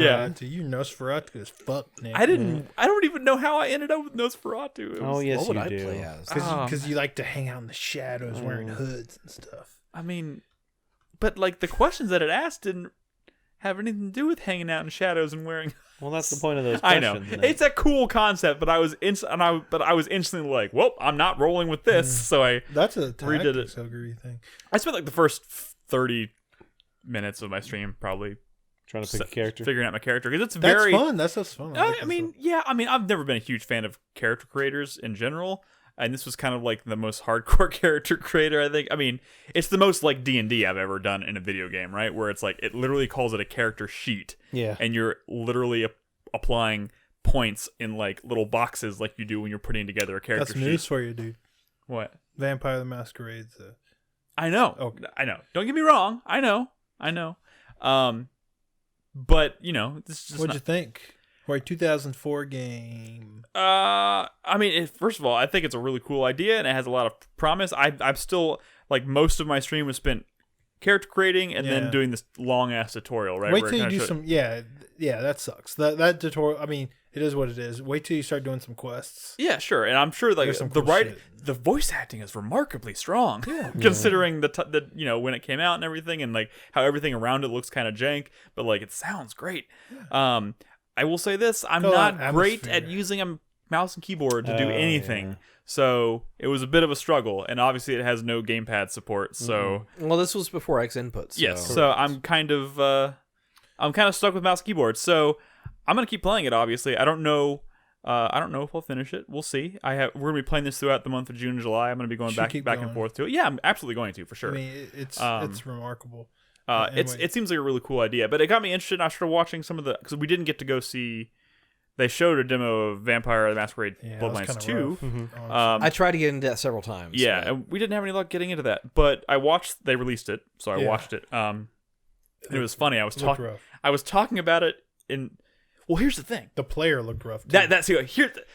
I posted the video after I watched it in Discord in the Vampire channel, and Carlos jumped in and was talking to Carlos about it, and I was like, everything that was your about first mistake. everything about this game looks great. Like I think that like Vampire the Masquerade Bloodlines 2 looks beautiful. It looks like a modern game. Like it looks super atmospheric. The voice acting seems strong. The quest lines they showed seemed really interesting. But every time he would get into combat, I was like, "Holy shit, that looks rough." Yeah. It looks like he couldn't even pan. Like he couldn't like Yeah, I don't swivel know the what character, I don't right? know what was going on. And there. then I was talking to Carlos, and he was like, apparently the person who was playing the demo, I guess it was from someone from IGN, just like couldn't use a controller or something. Like they could, like they're used to mouse and keyboard, I guess, or something, and they couldn't. They didn't know there was a right analog. They stick? didn't know how to use the analog sticks, I guess. well, and, like the sensitivity seemed like it was turned way too yeah, low. and you know the game is still a ways off, so I mean, you know. maybe it was the same guy from Polygon that played Doom. it's not. I mean, it's not fully. It's not out of the question that you know the combat is rough. It still has plenty of time to be in the oven. It could be fine when it comes out, but. Like apparently, a lot of what made that look so rough was the guy couldn't. Apparently, the studio is apparently going to re-release the demo with a developer playing it. Like it's that bad. It's gotta be bad when you're a developer watching someone play your game and you're like, no. Yeah, like it's You're astonishing. making my game It's look not just the horrible. player. Like I what mean, I'm Gamer sure it's said. not 100% the player. It's hard to figure out where the player's fault and the game's fault are separated. You know what I mean? But like They're both equally bad. the player was definitely not very good. I don't know how much of it was the combat's fault. You could tell from what they showed you, like if this, like the quest design's going to be really good, or like the world's going to be really cool to explore. You can't really tell from that demo. It's hard. It's hard to look at a vertical slice of a game like that and get the full effect of the game. Yeah, honestly, I have no idea how this game's going to turn out, and that demo didn't really tell me anything except. Well, I'm glad I didn't watch it. The graphics are kind of okay. I mean, the graphics look good. Yeah. The voice acting seems fine. It's funny because speaking of another a Vampire, that's a game where everything I saw vertical slice looked great. And then But the then actual game didn't do it for you. It's not that good. It's just one of those things where it sucks in games of that style, where there's a big world, story's a big element, combat is or not combat, or how you approach scenarios, and it's really hard in those to look at like a game demo that's only 10 minutes and get a really good feel. You need like a fucking 40-minute demo of that game to kind of honestly get a good feel for how it plays. I mean, obviously people chose Vampire this month because they're excited because it was announced prior to us doing this, Revival Club, so people are excited. I'm excited to give it a solid try and see how it goes. We'll see what happens, but the sequel is not made by the same team that made the first one, and who knows how it's going to turn out. I just wanted to mention 15 years. Like the combat in the first game is not great. Like it's janky as fuck. But that was also but it's Xbox deep. game. Yes, but it is deep, and if they can capture some of that, I'm sure it'll be fine. I don't know. Apparently, Gigamir in chat says Chris Avellone is the lead writer in this. How many games is Chris Avellone the lead writer on? He's not a lead. I don't even think he's working on the game anymore. He did some writing. I think he's. Usually the lead writer does the writing and then leaves. That's kind of what they do, right? They're actually called the leave writer. The writer doesn't. I mean, I don't think the writer usually stays on for the full track of development. Like that's just kind of not how they usually lay all that stuff out, and then once they're done, they're done. Yeah. Their job is finished. Anyway, so yeah, I just wanted to mention. I don't know how much I'll be able to talk about in the coming weeks, but I'll be playing more of it. We'll see how it goes. This is a surprisingly busy time. There's a lot of stuff I want to play, both old and new. And Bloodstained's about to arrive, so I'm going to be playing that. We'll see how it goes. And in a couple weeks, we'll be recording the DMC 3. Yes. So, Brad, you going to do that with me? Yeah. We'll talk about Devil May Cry 3 for a Revival Club podcast. Should be fun. That game was, right now. I did finish it. It was dope. Let's do it. Let's do it right now in the middle of this podcast, Brad. Talk to me about Devil May Cry 3. I'm just kidding. We're not doing that. No. I also finished Spyro the Dragon. Okay. Just You finished that. That's before all you need to E3. say. I did. I finished it the morning before I left for E3. That's very exciting, Nick. Are you going to play 2 and 3? Yeah. Well, I'm going to Okay. play 2. I don't know about 3. I'll play 2 for sure. I would hold 2 off is the on one, those for a while. 2 is the one I know a lot of people consider to be maybe the best. and- 3 is also beloved.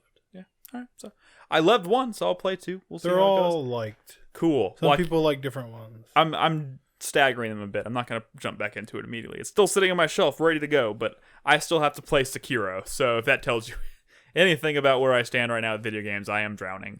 All right, let's talk about some of this news stuff, Brad. You put 2 news topics up on the dock that are...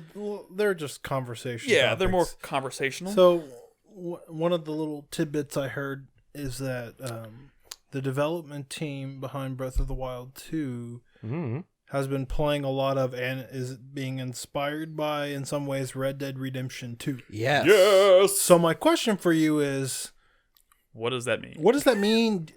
How do you think that's going to translate to the development of Breath of the Wild? So what are some things maybe they should take or shouldn't take? I watched a video a while back From that, Red Dead. and I think it's a guy who does like a series of videos, kind of about how game worlds work and the frequency in which things happen in a game world. Like there are certain games where, and I can't remember all of them, but they set like a timer. It's essentially if you travel for X amount of time in any direction, you should encounter something within this much time. Within 30 seconds, you should get. In Red Dead, it's actually really long. Yeah. It's like a minute before you actually encounter something. There are The certain world's big. because the world's large and so it's spread out. But they also wanted to make it feel like realistic and like authentic. Well, correct, You yeah. know what I mean? Like, they don't want you to be throwing content in your face. So there are certain They want you to games take it in. where it's like when you travel every 30 seconds you're hitting something, and those games are like very busy, and it's kind of it depends on the style of game. I do feel like that Breath of the Wild was similar to that. That it was actually fairly spread out. that you would just be in an open field for a while, and the towns weren't too. And I feel like Breath of the Wild and Red Dead Redemption 2 had a similar feel to them, I guess, in that sense. Yeah, it's like strangely enough, I kind of feel like Breath of the Wild also.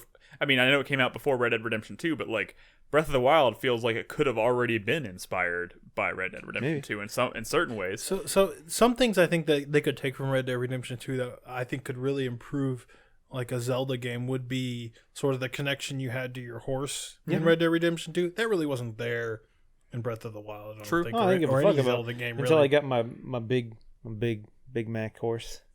Yeah, but I mean, you leveled up your horse and you took care of it. What if it's actually really just like Epona or whatever in the next Breath of the Wild? I didn't have. I got Epona from a amiibo, but I mean, I could see you like brushing and feeding your horse, and that could be really cool. I mean, because they're already similar, but it'd be nice also if like there were like random events would happen out in the world. Yeah, that's what I was gonna say. Like maybe more encounters with like the ninjas or things like that. Yeah, or stuff like that. Yeah, the ninja shit was so good. Mm-hmm. Like more stuff like that, and so much of what I love about Red Dead Redemption 2 was from like all the random like little like micro stories that would just kind of like hit you when you're out. I did like in Red Dead Redemption 2. It was kind of similar in Breath of the Wild, but yeah, you encounter someone in the wild. It's like, hey, please help me, and you don't know if they're good or bad. So you're like, yeah, I'll help you, and they're like, oh, thanks, bye, and that's Also, it. Or they transform into a ninja, or they start shooting at you. In Red Dead's case, Hopefully, Maybe- in the next Breath of the Wild, you don't go to some random island and do some random linear bullshit for like a few hours for no reason. All right, you don't need to bring that up.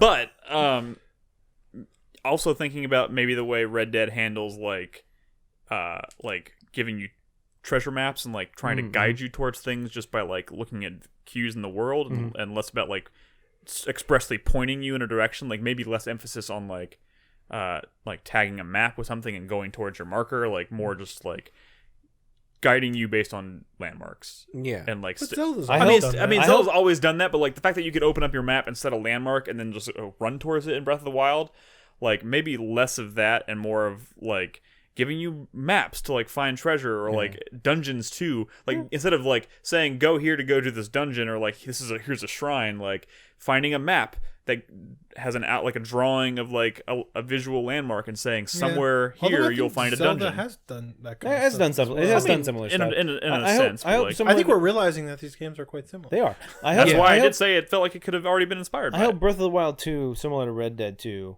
says like fuck a lot. Yeah. That would be really good. That would be great. Or it's like, Right. the whole time Tingle's really an asshole and he's going to betray you, but you need your help. And, Zelda's like, don't worry, guys, Tingle's cool. And the whole fucking time he's trying to fuck you over. He's selling you out to Ganon Tingle's the whole like, time. I hope there is a quest to track down a serial killer, and that serial killer turns out to be Tingle. Here's one thing Tingle that turns they out should to be like they should Big take Smoke from in Red the Dead game. 2. Voice acting, okay? Stop cheaping out on the voice acting budget. Also make Link talk. What the fuck? Silent protagonists are terrible. Stop it. I would kind of hope that they maybe take a look at having companions on going on quests with you. Because like Breath of the Wild was a very solitary game, but when you play Red Dead Redemption, Or, many of those you said main story quests, missions, like the idea of quests in general is not something I think of when like. well, I mean, you quests have in like Zelda- side quest objectives to go do. Yeah, but quests in Zelda don't necessarily mean the same thing as they do in Red Dead. And I'm saying maybe But I'm that talking maybe like that narrative side quests. And maybe stuff like treat quests in Zelda more like they treat them in Red that. Dead. Maybe have or- like Impa go along with you on a quest, or like expand on like the dogs from Breath of the Wild. Like have them be more than just like just like a random NPC that you can feed food and it'll lead you to a treasure chest. Do something with that. There's There's probably a lot of stuff that they could do with it. We could probably talk an entire podcast. I about want things they Link could to do. hold a realistic number of revolvers and shotguns on his body, so you can't take a bunch. You can only have like 2 pistols and a shotgun. What if we're like thinking about this like way too hard? What if the next Zelda is just like all cowboys and shit? Oh God! Fuck yeah, I'll do it. Yeah, what if it's like, we played Red Dead, we like cowboys. Dude, We're playing cowboys and Zelda. Link with the fucking cowboy hat. Just Wild West Zelda. They already put a motorcycle in it. I mean, you're halfway there anyway. Anything could happen at this point. Link, if you don't shave often enough, Link's beard grows all like scruffy. Same or Zelda's. Link has a Okay. gun. I hope you play as Zelda in this game. To be I totally mean, honest. I hope so too. Anua said he won't confirm whether you can play Zelda or not, but That sounds about right. But they're such like assholes about that shit. yeah. They just don't want Zelda to be playable because it's the Legend of Zelda and you play as Link. I just played Zelda earlier when I was playing Cadence of Hyrule. And that wasn't made by Nintendo. But it's an official Zelda game. yeah. Down. Gigamir says I'm down saying a like bottle of only ever whiskey. in spin-offs I feel like you're ever going to play as Zelda. I hope because- Link gets drunk and has a bar fight. I mean, it is weird that it's called The Legend of Lenny! Zelda. No. Yeah, he sees Zelda in everyone. Yeah. What they should He's, do... Zelda with a he's huge like, beard. Princess, I have to save you. Holy shit. Whoa, God. What if Breath of the Wild 2 is actually called The Legend of Link? Well, that's not new. I mean, And then you play as Zelda. Yeah, and you play as Zelda. The only way we'll let you play as Zelda is if you let us change the title. Are you saying in the same way that Breath of the Wild is like a remake of the original game? Like, No. this will be a remake of No, he's talking Zelda about the fact 2? that you play. It's always been called Legend of Zelda, but you play as Link. Swap it. Legend of Link. You play as Zelda. And Link talks. I still think that the first word God, that Link here ever we go. says has to be princess. Since the first episode we've ever recorded of this podcast, he has said this. Yeah. 603 episodes prior to this one. Oh my God! I was like, Dude, that's gonna although bring it up Nintendo again. doesn't really make good trailers anymore. But like that would be the epic end to like a trailer. Like you don't even know what it is. I will say that trailer they showed for Breath of the Wild 2 got me pretty hype. until they ended it like all stupid. Yeah. It's now in development. They lost it. They lost their fucking magic, dude. And on my stream, I pinpointed because I've been ragging on Nintendo Directs, right? Sure. Of course. Like after they Shocking. revealed Banjo-Kazooie, like the guy comes back on and he's like, I bet you thought that was Banjo, but it was just the Duck Hunt dog. It's like, what the fuck? It's Sesame Street. Yeah. Nintendo Directs is Sesame Street without the Muppets. Did you- It's terrible. Brad, did you on your E3 trailer talk? Did you do the Resident Evil? No, thing? I couldn't even watch that. Dude, what the fuck was that? That was this. Did you see it? I don't remember it. They though. did the biggest bait and switch of E3. They did it. They had it was like a weird live action thing where this couple sneaks into like a yeah, house in the house, and they're like, playing like, Resident Evil 1 remake, and they're like, Yeah. ooh, it's Resident Evil related. What is this? And then all of a sudden, like they go, ooh, it gets all spooky, and then they announce Resident Evil 5, which is not even scary. It's like an Yeah. action game, Yeah. and it has nothing. And like the game they were playing on the screen was remake 1. Like what the. That is the weirdest commercial I've ever seen from Nintendo, I think. So fucking bizarre. No, Anyways, that had to be a Capcom thing. There was Didn't I tell you going into this thing that Capcom always disappoints at E3? All Yes. they had was Monster Hunter. that's also not true. that's not true. You say they always disappoint? Resident Evil 7, Resident Evil 2. Yeah, those. What I'm saying is they don't come to E3 with a bounty of shit. No, they You, always you come with never one. go to like Capcom's booth and there's like all kinds of cool like newly announced. They have shit. 2 to 3 Correct. projects, yes. and everything, but like maybe one is like shit that's been out Yes. or whatever. Like fucking Monster Hunter. That's what Capcom doesn't care about E3 like the way some other publishers do. That's true. All right, let's move on to the other news topic because Game Informer is covering Star Wars Jedi Fallen Order this month. There's been a lot of talk about the game. There's been some write-ups on it. There's been some videos on it, and a lot of the discussion has kind of been centered around this. There's been some developers have thrown around terms like this game is heavily inspired by Metroid Prime, specifically Metroid Prime. And there's been a lot of talk. There's been a lot of like trying to get clarification, them trying to clarify it, and then some people are still kind of like how Metroid is this? Because what they showed, They've gone into detail. I know. I've actually been following their coverage pretty closely. I've read most of the articles they've released on it so far. I listened to the podcast they did about it, and they even did a video with the level designer of the game, who kind of, I think that released earlier today, where he talked about how Metroid Prime was an inspiration for this game. Mm-hmm. How skeptical are you? No, I mean I'm not.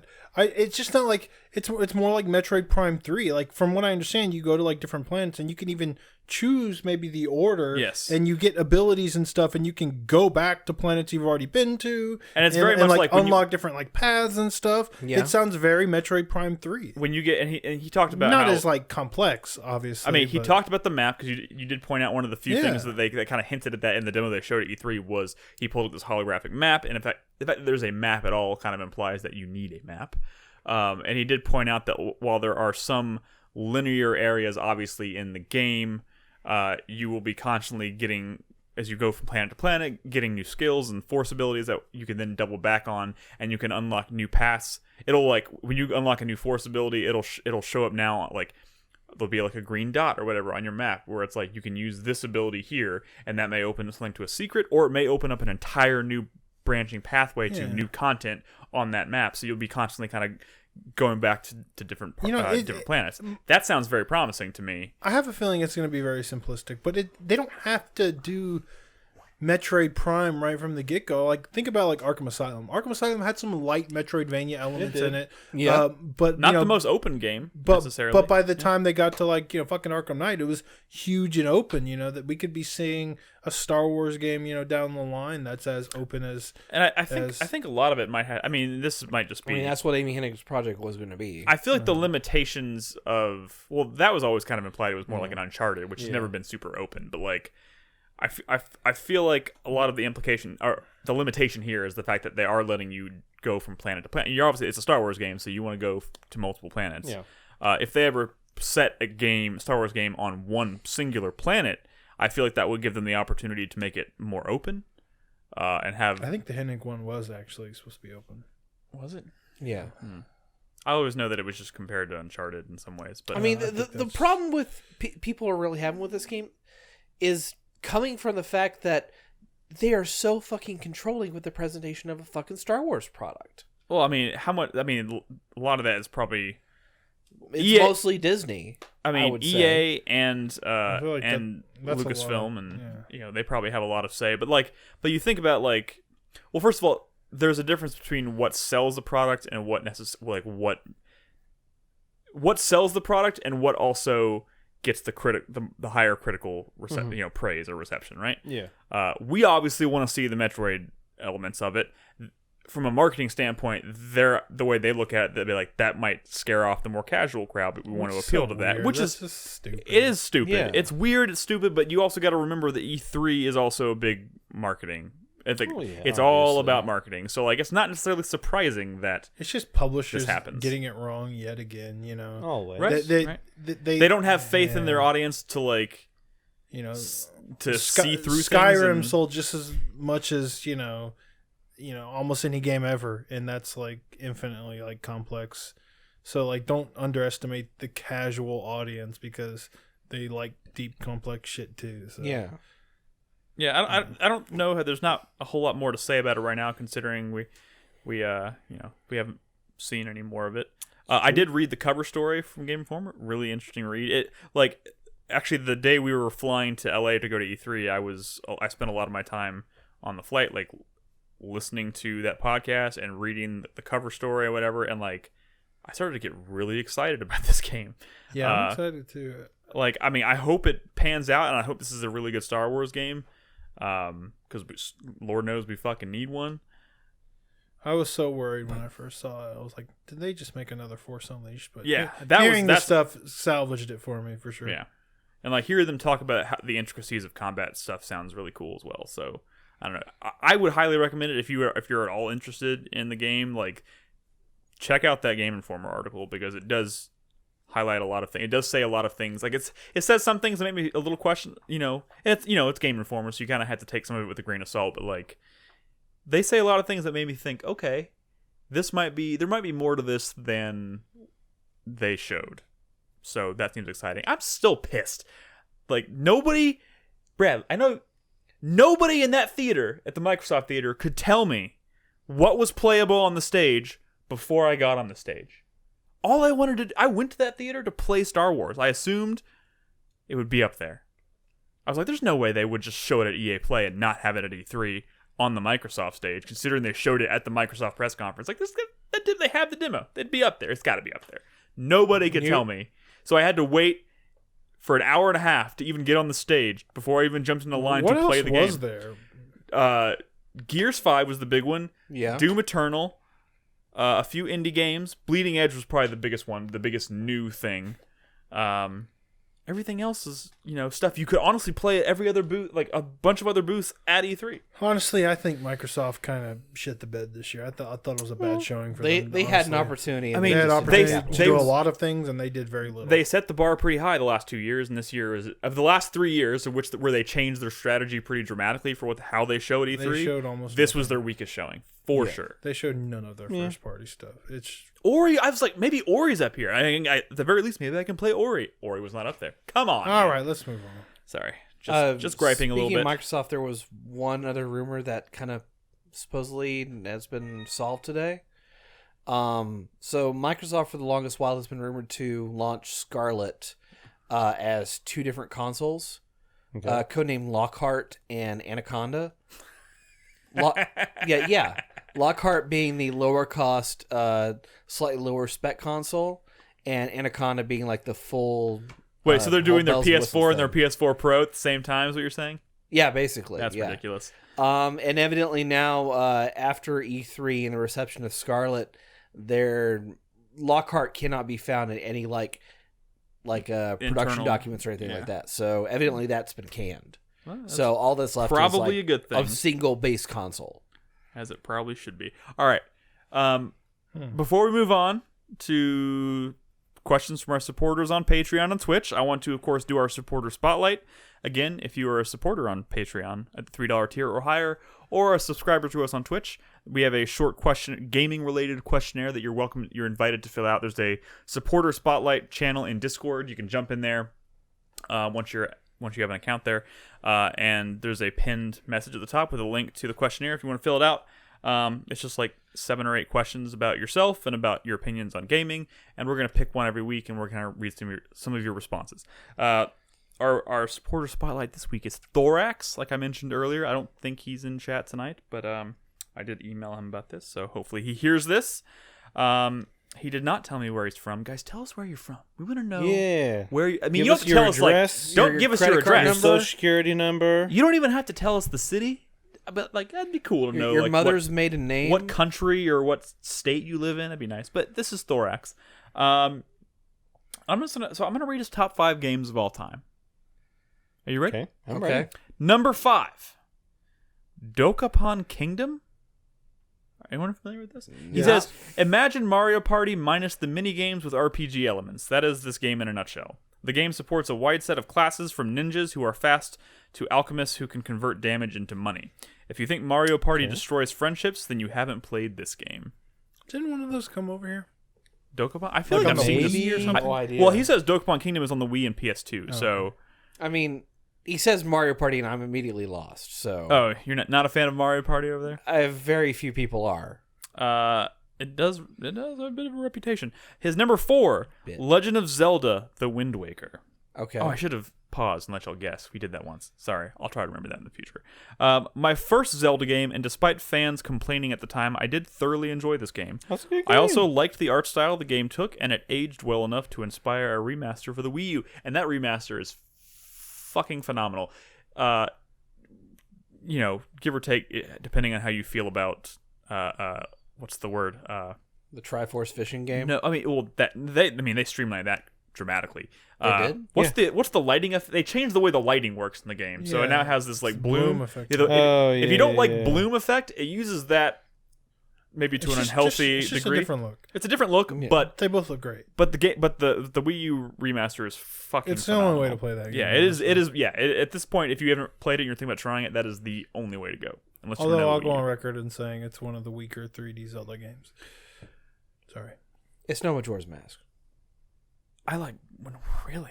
I mean, No, it's great. It's fucking great. It's great. Fucking It's great. Let's move on. He had to start something by saying it's no Majora's Mask. Anyways, number 3, Monster Hunter 4 Ultimate on the 3DS.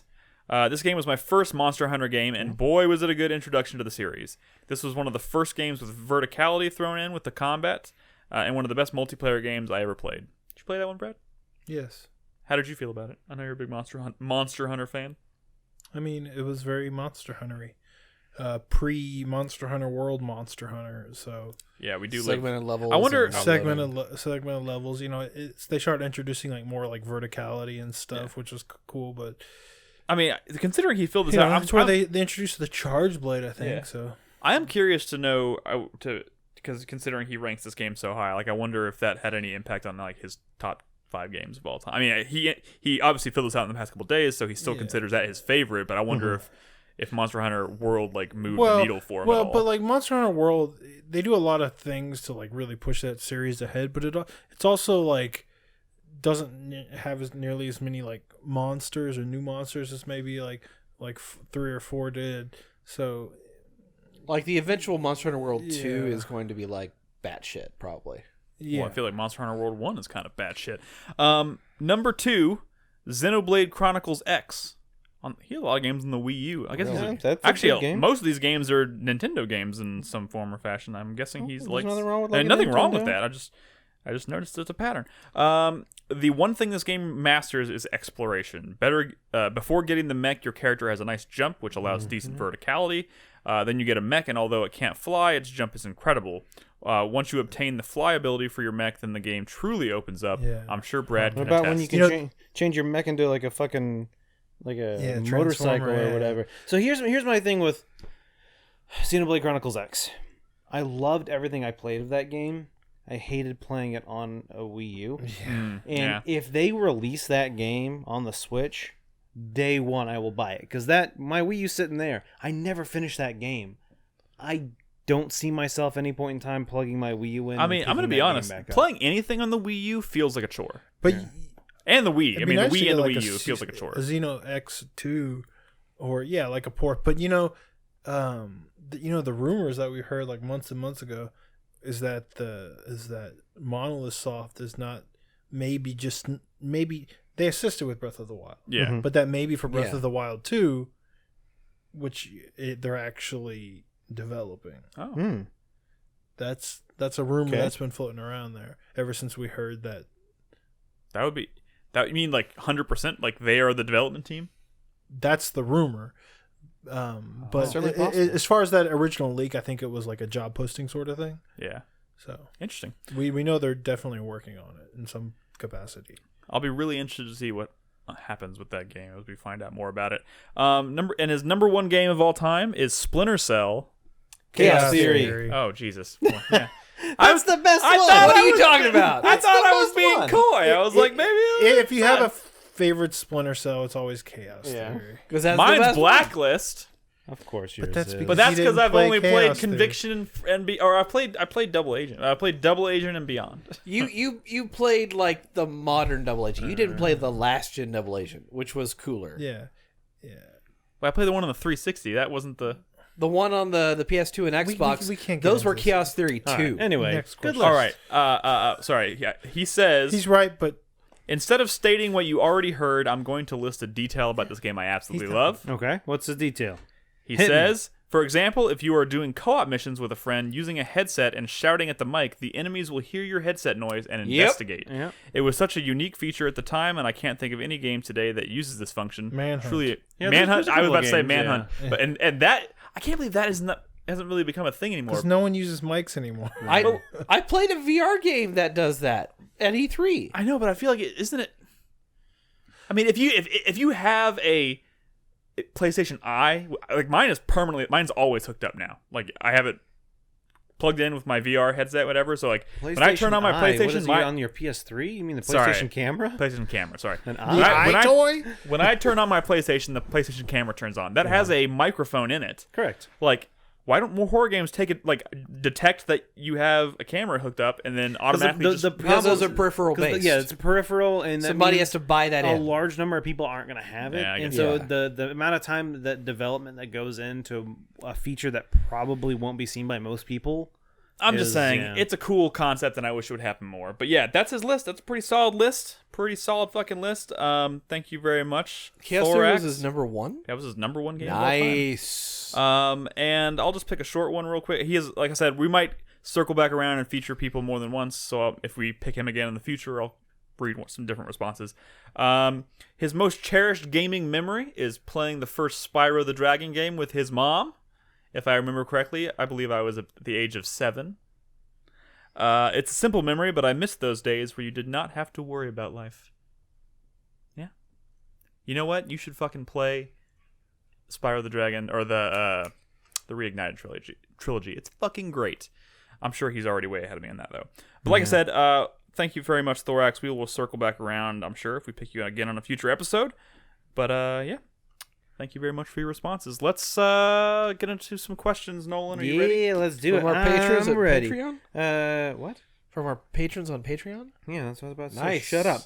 We have 2 new patrons. Yes. The third one was someone just changing their pledge. their pledge. Gotcha. So we have Crispy and Toasty. Crispy and Toasty. one. Not Crispy with a K. Yeah, no, Crispy Crispy and with a C. Toasty. And then we also have Hodgem. Hodgem, yes. Hodgem. Yes. Damn near killed him. Yeah. Crispy and Toasty, thank you very much. And Hodgem, thank you very much for pledging. We appreciate it. We're a couple dollars closer to getting some new fucking couches. Correct. With so, no holes in the butts. that would be lovely. So let's Springs. get to some questions from our patrons. Springs, we actually yes. have one from our newest patron, Oh. Crispy and Toasty. Cool. Hello, 4PP team. Hello. Sorry. Hi. I'm a new patron, but I've been listening to your podcast for a long time. My first question for you guys is, what is a mechanic, intended or not, that just makes games infuriating to you? For me, it was the dead angle hits when swinging weapons and spinning your character around in Chivalry Medieval Warfare. Once people figured that out, I quit. It was no longer fun. I have one. All right, let's hear it, Nolan. Assassin's Creed 3. Yeah. The multiplayer.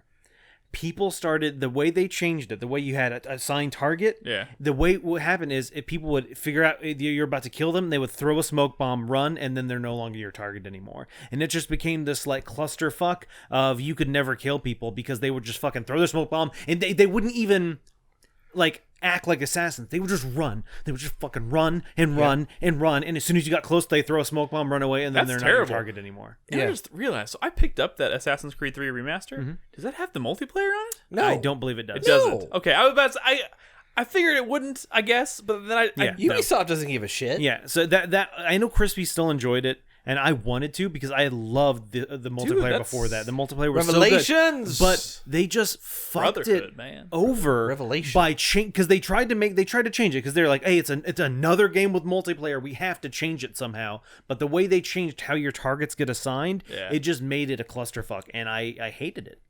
Yeah, that does sound terrible. I will say a mechanic that I pretty much dislike any game that has, I mean, not game as a whole, but like I dislike any mechanic that involves deteriorating resources. Like Weapon like the degradation? weapons in Breath of the Wild is probably the first one that comes to mind. Like or I mean, I guess there's probably a good balance to find, right? Like Breath of the Wild felt ridiculous, right? Like I could use a weapon for like 10 minutes and it would be broken, and it didn't even really matter how good of a weapon it was. If I used it enough, I could usually break it within 10 minutes. I know, like in Red Dead, for example, like your guns can deteriorate to the point where they misfire and whatnot, so you have to like keep them clean and whatnot, but they would never 100% break on you and you'd lose them. So like I feel like there's probably a nice middle ground there, but anything that like that's my biggest hope for Breath of the Wild 2 is they drop that stupid fucking system. I can't stand it. I hate most people will not agree with me, but I hate the calendar system in Persona games, like the modern Persona games. Oh yeah, I'm How like the rigid structure of going day by day by day, and you can only do like one thing in the afternoon, and it just pushes you forward. Yeah. The new Fire Emblem has that. ooh. Three Houses? Really? Yeah, we'll see. I mean that's a. I mean, it has a lot of other stuff that seems like really cool, and production values are like really good. There's like voice acting. You know, I'm excited for this new Fire Emblem, but that shit is scaring me. I mean, that was. Oh, speaking of Fire Emblem, Oh God. random stats damn. on Level Up is one I've always waged a war against. Where you don't actually get to. I love the assign. Fire Emblem games, but you can have like you know your favorite characters get stat fucked, right? Which now your waifus, if you will, right? now they're actually just waifus, but back then it was just like a character that looked really cool, right? But it's a physical fighter, and for whatever reason they're not getting strength on Level Up, and it's like you just suck now, and you don't want to use them because there's all these other characters, but you like that. Oh, I hate that. even the new one has that. It's like a series like staple, you know. Yeah. Like they never want to get rid of it, but it's a thing I've always hated. Good answer. Ugh. I'll tell you what. Real world timers behind in-game events and stuff. Like Metal Gear Solid 5, for example, like to build a base, it took 18 real world hours to like expand your base. Fucking bullshit like that. That things that like prevent you from progressing and playing a video game because it has to take place in real time. Yeah. You know, like a next day or something like that. Fuck that. No. Man, you're gonna hate Animal Crossing. That's why I don't play fucking mobile games. Like, I mean, I see. I get what you're saying, and I do to a degree agree with you. I mean, sometimes I feel like that can be cool, but 18 hours seems excessive for just about anything. Nolan, next question. Next question. Oops. From Zero Skies. What's your best pickup line, and are you still proud of it? I don't have pickup lines. Yeah, neither do I don't really. I mean, back in my day of courting women, it was back when AIM was the messenger of choice. Hey, girl. That's the last time. ASL.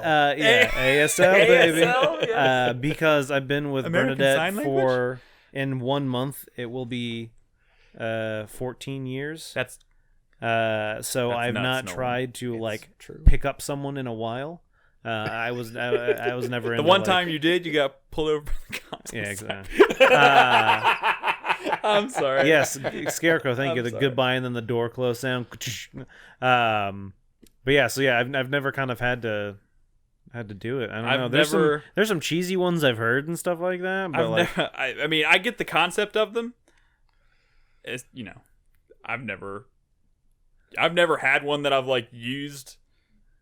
Like I'm gonna walk in and say this. Like that's just never What been you got, something. Nick? Come on, you're holding back. No, definitely not holding back. And if I tried to produce one right now, it wouldn't be good. So I did see one a while back that was like nerdy, and it was like kind of like one of those computer nerd ones, whatever. But it was like are you sitting on the F5 key? Because your ass is refreshing. God damn it! Well, that's something Nick would like. Oh my god, wouldn't it be Control F5? No, just I F5 guess- refreshes. No, that's a hard refresh. Hard refresh. Okay. Yeah. I feel like the hard refresh Hard could be even refresh. more of a. You know what I mean? You know what That's I mean? it's too much. You know what I Yeah, mean? it's You know what? that's too It's a much. shame because I feel like Crispy would have a really good answer for this. Probably. I'm pretty antisocial, so. That's true. But my pickup line is being tall.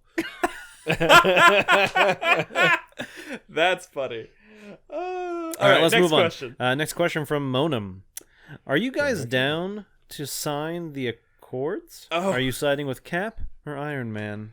I signed with Cap, man, all the way. Well, Cap didn't sign. I mean, sorry, I'm siding Based siding on- with Cap. Based on the movie or the comics? Yeah, I guess that's the. That's You don't know where have anything to about the comics, Brad. I do. Crispy's not here. Well, yeah, I mean, He knows there's a he's not going to difference. police this shit. But in the comics, just like wait. Iron Man's side was like way worse. Yeah. Like Iron Man's side was like way uncool. Correct. In the movies, they framed it. They framed it a little bit better. That it was more. It was Differently, more yeah. about just making sure everyone was kind of under control. I mean, and it was a yeah. Captain America movie, so they clearly Yeah. framed it so it seemed like maybe he was maybe more in the No, right. No, Well, that's how it was in the comics. Yeah, in the But comics, like, it was but still I'm saying, like that. like Tony in the comics, Tony Stark almost seemed like a bad guy. Like it's just like In the movie, it was, hey, let's register ourselves, and the government will kind of just be like, hey, you're cool to do this. But it was a lot worse in the comics. Yeah. It wasn't Yeah. just like, hey, I'm Not gonna... to mention the inciting incident that causes them to make Oh, their yeah. cords. Was It's like, a lot more intense in the comics, It's right? like a guy blows up on a playground kills a bunch of elementary Hundreds schools. of that children. movie really kind of dropped the ball.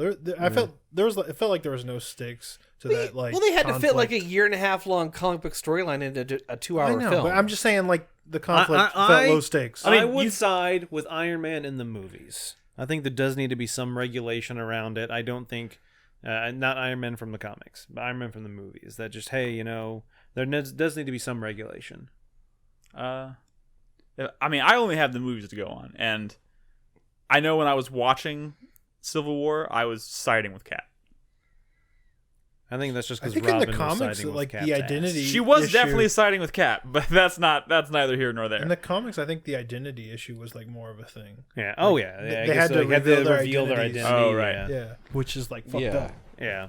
All right, let's move on. Next question from Sunny. Has anyone ever slapped you on the ass and said, good podcast after a podcast?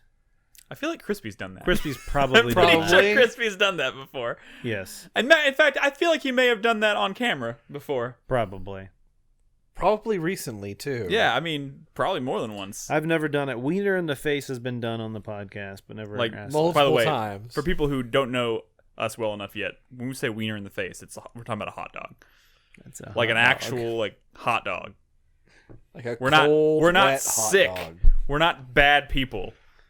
We're a little bad. We just like to put cold hot dogs under people's noses while they're playing VR games. That's all. horror VR games too. Horror VR games. We like to amplify the horror. And we also only do it to Chris. And we also want to do it to Crispy. All right, let's move on to some questions from our supporters on Twitch. Yeah. First question this week from Thorax. After seeing Apple's $1,000 computer stand, what other products do you remember have had shitty pricing in the past? PlayStation 3 at launch. Oh, Holy yeah. fucking $599 shit. US dollars. $600. And you know who spent $599 US dollars? Me. So I could play Spider-Man 3. Ooh. I know. I'm not proud of it. So I can play Metal Gear Solid 4. Not Metal Gear that is- Solid 4 was the reason I got That's mine. that just so you know, when I say play Spider-Man 3, I hope y'all realize I don't think I've ever been more hyped for a movie than I was for Spider-Man 3.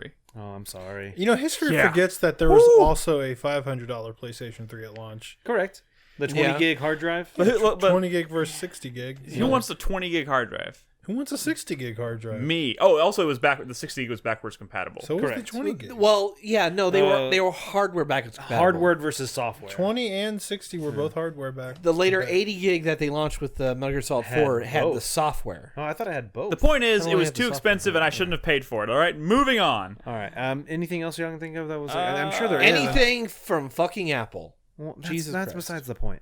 I mean, And in First all of all- honesty, most of Apple's like computer-related products are usually fairly priced. This is the first like time for what they've you're been getting for those overpriced. computers, they're fairly priced. I guarantee you have to go and build out, spec out one of their products with equivalent PC parts. It's going to be about the same. I paid I mean, okay. $1,300 for my MacBook. Never regretted it. Best, most reliable computer I've ever had. It's still alive, even though it's slowly dying. But would you pay $1,000 for a cell phone? Well, I mean, yeah. I mean, here's the thing. When you pay for a cell phone, you're paying for it on they roll it into a contract usually, so you're paying on a payment plan, so it doesn't necessarily feel like you're paying $1,000 for a phone, even though you absolutely are. Yeah. Also, phones are computers. They Yes. are computers. That is correct. Absolutely. I'm trying to think of other things that Considering there's how much I definitely- use a phone, There's definitely it's been worth other products out $1,000. there that have been way overpriced when they launch, and I'm trying to think of some. There's been some controllers. That Oh, are, dude, like, yeah, dude, like the fucking new, ridiculous. the new Oh, Microsoft God. Pro, The Elite? yeah, Dude, Jesus I Or Christ. looked even up- the Switch Pro controller. Fuck that. Switch Pro I controller looked up- I know was, this is too expensive. not exactly the same thing, but I looked up. I was looking into getting Move controllers the other day, so I was like, Yeah. I want to play Beat Saber. Yeah, They're fucking like $50 still. dude, go to like Game Over or GameStop if you can For find them. one. If you can find them used, you can find them. I found used ones on but Amazon. they mark them up too. Your best bet is like a fucking Goodwill or a garage. I sale or found them. something. I found them on You wanna get Amazon them for used nothing. for like $45. I got And was mine like, for. I what got the one of fuck? mine for $30 and the other one for $25. I was like, I want to play Beat Saber. I don't want to play Beat Saber for $90 plus Yeah. the game. Dude, I don't So- understand like the pricing for fucking fight sticks. That Can is be expensive. insane to me. People spending like $50 to get a button? Like, what are you talking about? Those are weird people. I mean, that's also probably That's someone who you would have to talk to someone who. Like, if probably Shai was here, I'm sure he could justify he could probably it, but, like, justify it if you talk to Shai. All right, Maybe let's I'm move wrong. on. Let's move on. Next question from Mr. Green Toast. When you arrive at a friend's house or residence, do you take your shoes off once inside? Why or Yes. why not? Yeah. I think that depends on the person. Like, if it's a carpet throughout, Yeah. yeah. I generally, and this is like a thing at my house, I take my shoes off, but yeah, it's just because when you walk around with your shoes on, you track like dirt and stuff like that and whatever. And so I think it's just a lot easier when you take your shoes off. And Polite thing to do. yeah. Depends on the flooring. Well, yeah, I mean, yeah, flooring too. If it's like tile, it's It less of a depends on the deal. shoes. Like, how complicated are your shoes? Do they have a basket of Chanelus when you walk into the house, sitting there waiting for you to put on? We should get something like that. Do we have to worry about Legos being on the ground? That's true too. Hopefully not, but Well, that's Brad's future. But I think that adequately answers the question. Yeah. I think so. Thank you guys very much for all your questions. As always, you can ask questions on Patreon every week. You can, if you support us at the $1 tier or higher, you can ask us anything, and we'll answer it on the show. You can find us at patreon.com/4Player. And, of course, if you support us on Twitch, you can go into the supporters Discord channel at discord.gg/4Player. You can leave your questions there. And as you can see, we answer any and all questions, unless they're inappropriate or weird. Or sometimes. But it takes a lot to be weird, but there have been a few. So, time to wrap up the show with 4-Player Minute. Brad? Yeah. You know how it works. Take it away. How does it work, Nick? Hype, sweat, thank you, or fuck you, or any combination thereof. My hype for this week is for Judgment. Comes out next week from the Yakuza team. First Yakuza, spin-off, since the original Yakuza game back on the PS2 that has English voice acting, which is great for me specifically because Yakuza games in recent memory have been hard to play with a little fucking kid because you have to be staring at the screen when you play a Yakuza game because it's in Japanese. Now I can listen to the super long fucking cutscenes while, grabbing my kid off the top of the couch. My sweat is for a purchase decision I made recently. I was in a GameStop because, it was stupid, right?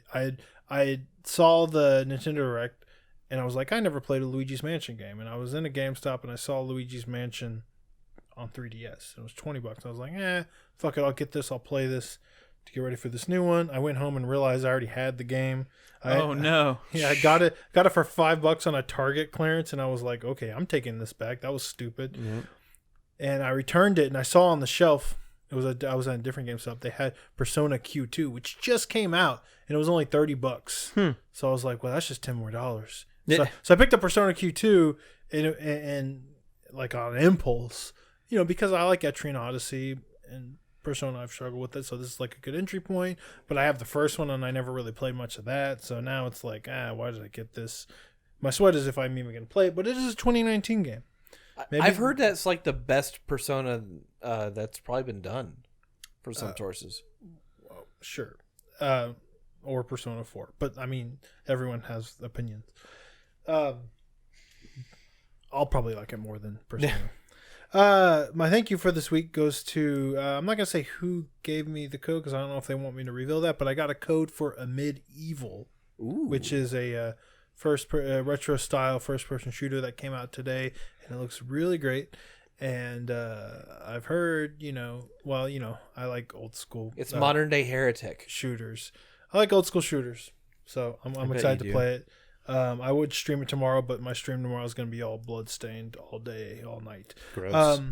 My fuck you for this week goes to all the fuckers who gave me shit for being worried about Bloodstained before release, as if that's not like a normal healthy thing. I mean, to be concerned about a project when you care so much about it. Yeah. Mm-hmm. But yeah, people were really giving me some shit, and that was kind of bothering me. So fuck you guys. Yeah, fuck them. You done? Yeah. And you love it. All right, my 4-player minute starts now. This is E3 Hype Edition. Coming out E3, I'm hyped for quite a few games, but I picked 4 of them that are my most hyped games. Cool. They are in no particular order. These are just 4 games I am hyped for. First one is Midnight Ghost Hunt. I am super excited for that game. I'm ready to play fucking community nights with our community playing that game. It's going to be a lot of fun. The best part about this, for those of you who don't know, is at the end of the round, if in like previous ones, if all the props weren't killed, whatever, it's just ground over. But in this, the props now, like the tides are turned and the props are going after the hunters, and the hunters have to escape the house, and that sounds like a lot of fucking fun. Is that the stroke of midnight? Is that what that's about? When midnight strikes, all of a sudden the ghosts take over. It turns into a haunted house. Yes, I feel like the developers saw developer. Prop hunt. It's like one guy. I feel like the developers saw Prop Hunt, and the first time they saw it, they were like, I mean, someone's already must have made this, right? Like, right? Like this. I can't be the first person to have thought of this. What? No? Yeah. Okay. My second hype is for the Final Fantasy VIII remaster. My favorite Final Fantasy game. Obviously, I've said it before, just because it was my first Final Fantasy game. So I'm definitely excited to play this on my Switch. Hopefully, they've improved. I know it's they're not mechanics aren't going to change that much, but hopefully the remaster part of it is good enough. I don't know. We'll see what happens. My thank you. I didn't change my. It didn't say hype, my little template I use. So even though there are hypes, it still says hype sweat. Thank fuck. My third hype goes to Ghostwire Tokyo. Nice. Very excited for that game. Have no idea what it is. I just know it's spooky. What makes it spooky. That's That's what makes it exciting. Yes, very excited for it. And then my last hype goes to 12 Minutes. Another game I don't know too much about. I mean, I know you're replaying 12 minutes of the game, but I'm excited to see kind of how that takes effect, how that plays out. It'll be really interesting to see how long the game actually is when you think about like, okay, every single time you play the loop again, it's 12 minutes. So like, it reminds me of like Ghost Trick for some reason. Kind of Ghost Trick, yeah. And there was one more because I forgot the name of it and I still can't remember and I haven't had the time to look it up. But the creator of Her Story is like a sequel, not like a sequel, but it's another one that it's like video based and it's all about kind of solving a mystery and it's non-linear and so you're just kind of watching clips and trying to like I can't remember what it's called. Telling Lies. Yes, thank you, Chad. That was another. It looks fucking amazing. Yes, so I'm very excited for that one too. If you're a Her Story I couldn't fan, remember Telling Lies, so yeah, I'm excited for that one. All right, anyway, that's Open your mouth. Okay. All right. No context. Chris Davis. Okay, my first hype. People know. Coming out of E3, I still keep thinking about Desperados 3. That hour-long demo I played, it was so fucking good. Oh my god, it's Shadow Tactics as a fucking Western with expanded mechanics and great gameplay ideas. I so hyped for that game. It looks so good. And it played so well. Awesome. Oh my goodness. It's so polished. And supposedly they want to put it out this year, but they may just push it to next year just because they want to get out of the way of fucking everything? November and everything. Yeah. Everything? Yeah. Everything. My second hype is actually for a game that got a Western port announcement today. In fact, they just mentioned it. Disaster Report 4 is coming to the West. Yes. Which is really surprising. We knew it existed. I don't think we knew it was coming to the West until today. Maybe I'm wrong. Yeah, it's coming out next year. Not surprising. Yeah, I'll play that. But you gonna make a sequel, Brad, to they're the one I want to play is the one that Anderson? came out on Wii really bad. The one that came out on Wii is supposed to be like absolute insanity. I wanted to play City Shrouded in Shadow, but I understand I'm never going to get that game. Well, this is a decent second. I'll still play this. I'm looking forward to it. Cool. I have a sweat this week because I have a hype this week. you had two hypes already, but yeah, carry on. Well, a third hype would be that playing Espire 1 VR Operative. It really got me into kind of wanting to play Metal Gear again. Just because how well it played as a Metal Gear Which clone Metal in Gear VR. are you going to play? Metal Gear Solid 3. I put some hours into that. That's a good game.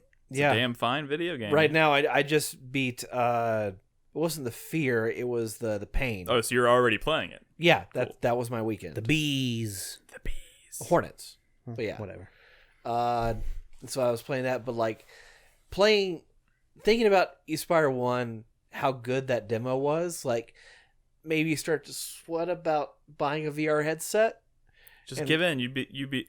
Wait, you. I spent a good portion of the weekend researching VR headsets, and I'm like, Just I get really one. can't afford this. You're the last holdout. Everybody else has one. Wait, what do you want to play? Espire 1 VR Operative.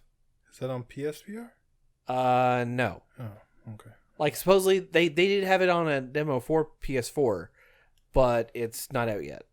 Dude, going back to Metal Gear Solid 3, the fucking end boss fight was the best just because it was over 3 fucking maps. I think that was the first time in any game I'd ever seen that. That you're in a boss fight, but you have to fucking go through multiple map areas, and he can be in the other areas. Yeah, that it fight was so fucking good. smart. Feels like another one of those games that I should find time to replay at some point, but it's not going to happen anytime Espire soon. is so fucking good. It's It's first person Metal Gear Solid. Just get a In VR, VR. headset and be done with it. I'm Chris looking Davis. I'm really trying to calculate whether I can get if an it's index. financially viable. I want I'm an not gonna, index. You're not gonna what? I said if it's financially viable. I don't want to be the devil What? on your shoulder telling you to buy a VR headset if you can't afford it right now. Oh, yeah. I'm just saying if it's viable. I've got some savings money. VR Maybe, I headsets don't are know. great.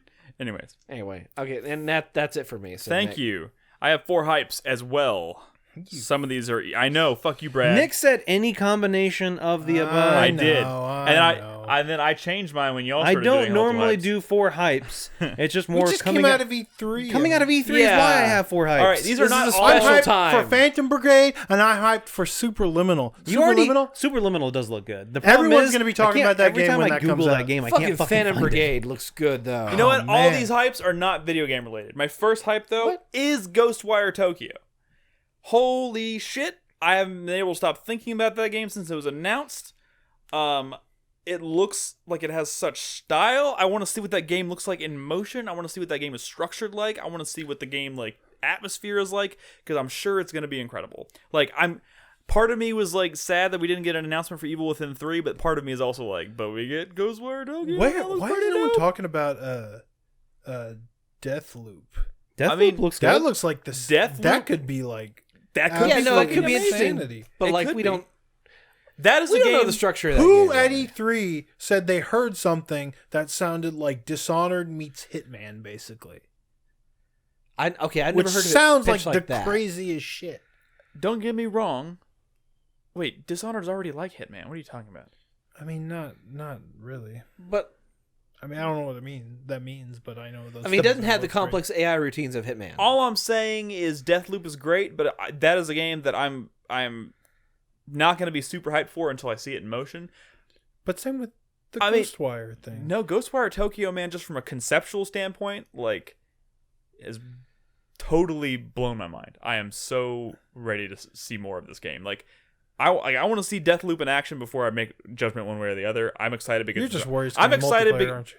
maybe, but I'm also The way they talked about it though is, it's an arcane game, so I'm excited, but I want to see what the game actually is before I make any judgments. Ghostwire Tokyo, just from a conceptual standpoint, has kind of already sold me. You know, they might have it at QuakeCon. They might, and maybe I'll go. My second hype, not video game related, Midsummer. Okay. The new movie from Ari, is it Ari Aster? I have no idea how to say listen, I'm gonna watch that movie. The director of at some point, but like writer-director of Hereditary, which is one of the best horror movies I've seen in the past 5 or 6 years. Sure, but getting like stoked to see that movie sounds kind of weird because it seems like the kind of movie based on Hereditary and based on the trailer for Midsummer, being like stoked to see something that is most certainly going to be horrifyingly Yes. disturbing seems Yes. weird. Yes. I'm gonna watch that movie eventually, of course, but like, yeah, it seems weird. I mean, I know. It's got Hereditary literally like fucked me up. Like, it was one of the most disturbing things I have ever seen in my life. I felt uncomfortable while watching it. I felt uncomfortable the night when I went home after watching it. Like, I couldn't stop thinking about it for days. I've had like office, really I've really had- selling this movie, Nick. I had conversations with coworkers about like how fucked up we were after watching it. Like, horror movies rarely do that these days, and you know, the word on the street so far after some people have seen it has been very positive. And Midsummer? like, if you've liked Hereditary, this is very much also going to blow your fucking mind. But isn't this supposed to be like Swedish Children of the Corn? I mean, Or something more like or that? less, but it's also, I mean, It's more than that. it's more than that, but I'm certain, yeah. kind of. It's like It's more cultish. it's like being stoked to see like Requiem for a Dream. Oh, dude, You know what? like- You're right. That's a little fucked up. Now that Dude, I I think can't about it think like of that movie and not imagine towards the end when you see his arm, his like vein. I can't with that towards the end of the movie. I can't not think of that every time I think of that movie. Yep, thank you for reminding me. My welcome. third hype goes to Biomutant. We talked about that at the beginning of the show. It's kind of one of those games that I haven't been able to stop thinking about since I left E3. I knew it looked really... Did That character any creator. of that? Y'all saw that behind closed doors? No, No, we played it. that was a demo. On So the, is there footage out there of that? yeah, there's footage out Probably, there. yeah. I need to track that down. But the really thing that I haven't been able to stop thinking about is the character creator. That's like, so interesting. I hate character creators typically, but like this is such a cool twist on it that I just like I can't wait. It's so different. It's so charming. I don't know. I can't wait to play that game. It doesn't even have a release date yet. They say 2019, but they haven't specified a date yet. I hope it comes out this year. The only way that demo would have been better is if the narrator would have been like David Attenborough. Dude, the narrator is so good though already. Yeah. Anyways, sorry. My last hype goes to. I have a lot of stuff that I want to watch right now, and this is also kind of a fuck you to myself. I got addicted to The West Wing. There's nothing wrong with I know that. Brad's been recommending it. Chris Dave's been recommending it for a long time. Have you watched it, Nolan? I watched the first season. Yeah, I am. I need to finish that show. I've been watching about an episode a day, sometimes two, yeah, I'm pretty hooked, and it's a 7-season show, and I have a ton of stuff that I want to watch. I don't have a ton of time to watch stuff, but I feel like this is going to be my television life for the foreseeable future. It's really good on cliffhangers. Yeah. The writing is really smart. Good or bad. The worst thing about cliffhangers, especially with a show that's out and you can just watch the next episode, is You just just like, roll right into might it. as well watch the Why next do one. I have to yeah. wait? It's great. I fucking love it. No, Slade, there's not new episodes of The West Wing. I'm just watching The West Wing. They're new to him. They're new to me. It's a good reason to go see Godzilla. Lemon Lyman. Still think about that sometimes. Is that a reference I don't get yet? LemonLyman.com. Yeah, I guess you don't get it yet. All right. I don't remember when that was. Anyways, that's my 4-player minute, guys. That's our show. Thank you for being here. Of course, we do this show every Thursday night around 7 p.m. Central Standard Time on 4pp.tv. So tune in next week. Like I said, Crispy's out next week as well. We'll be back the week after that. But yeah, we'll be back next week to talk about more video game stuff.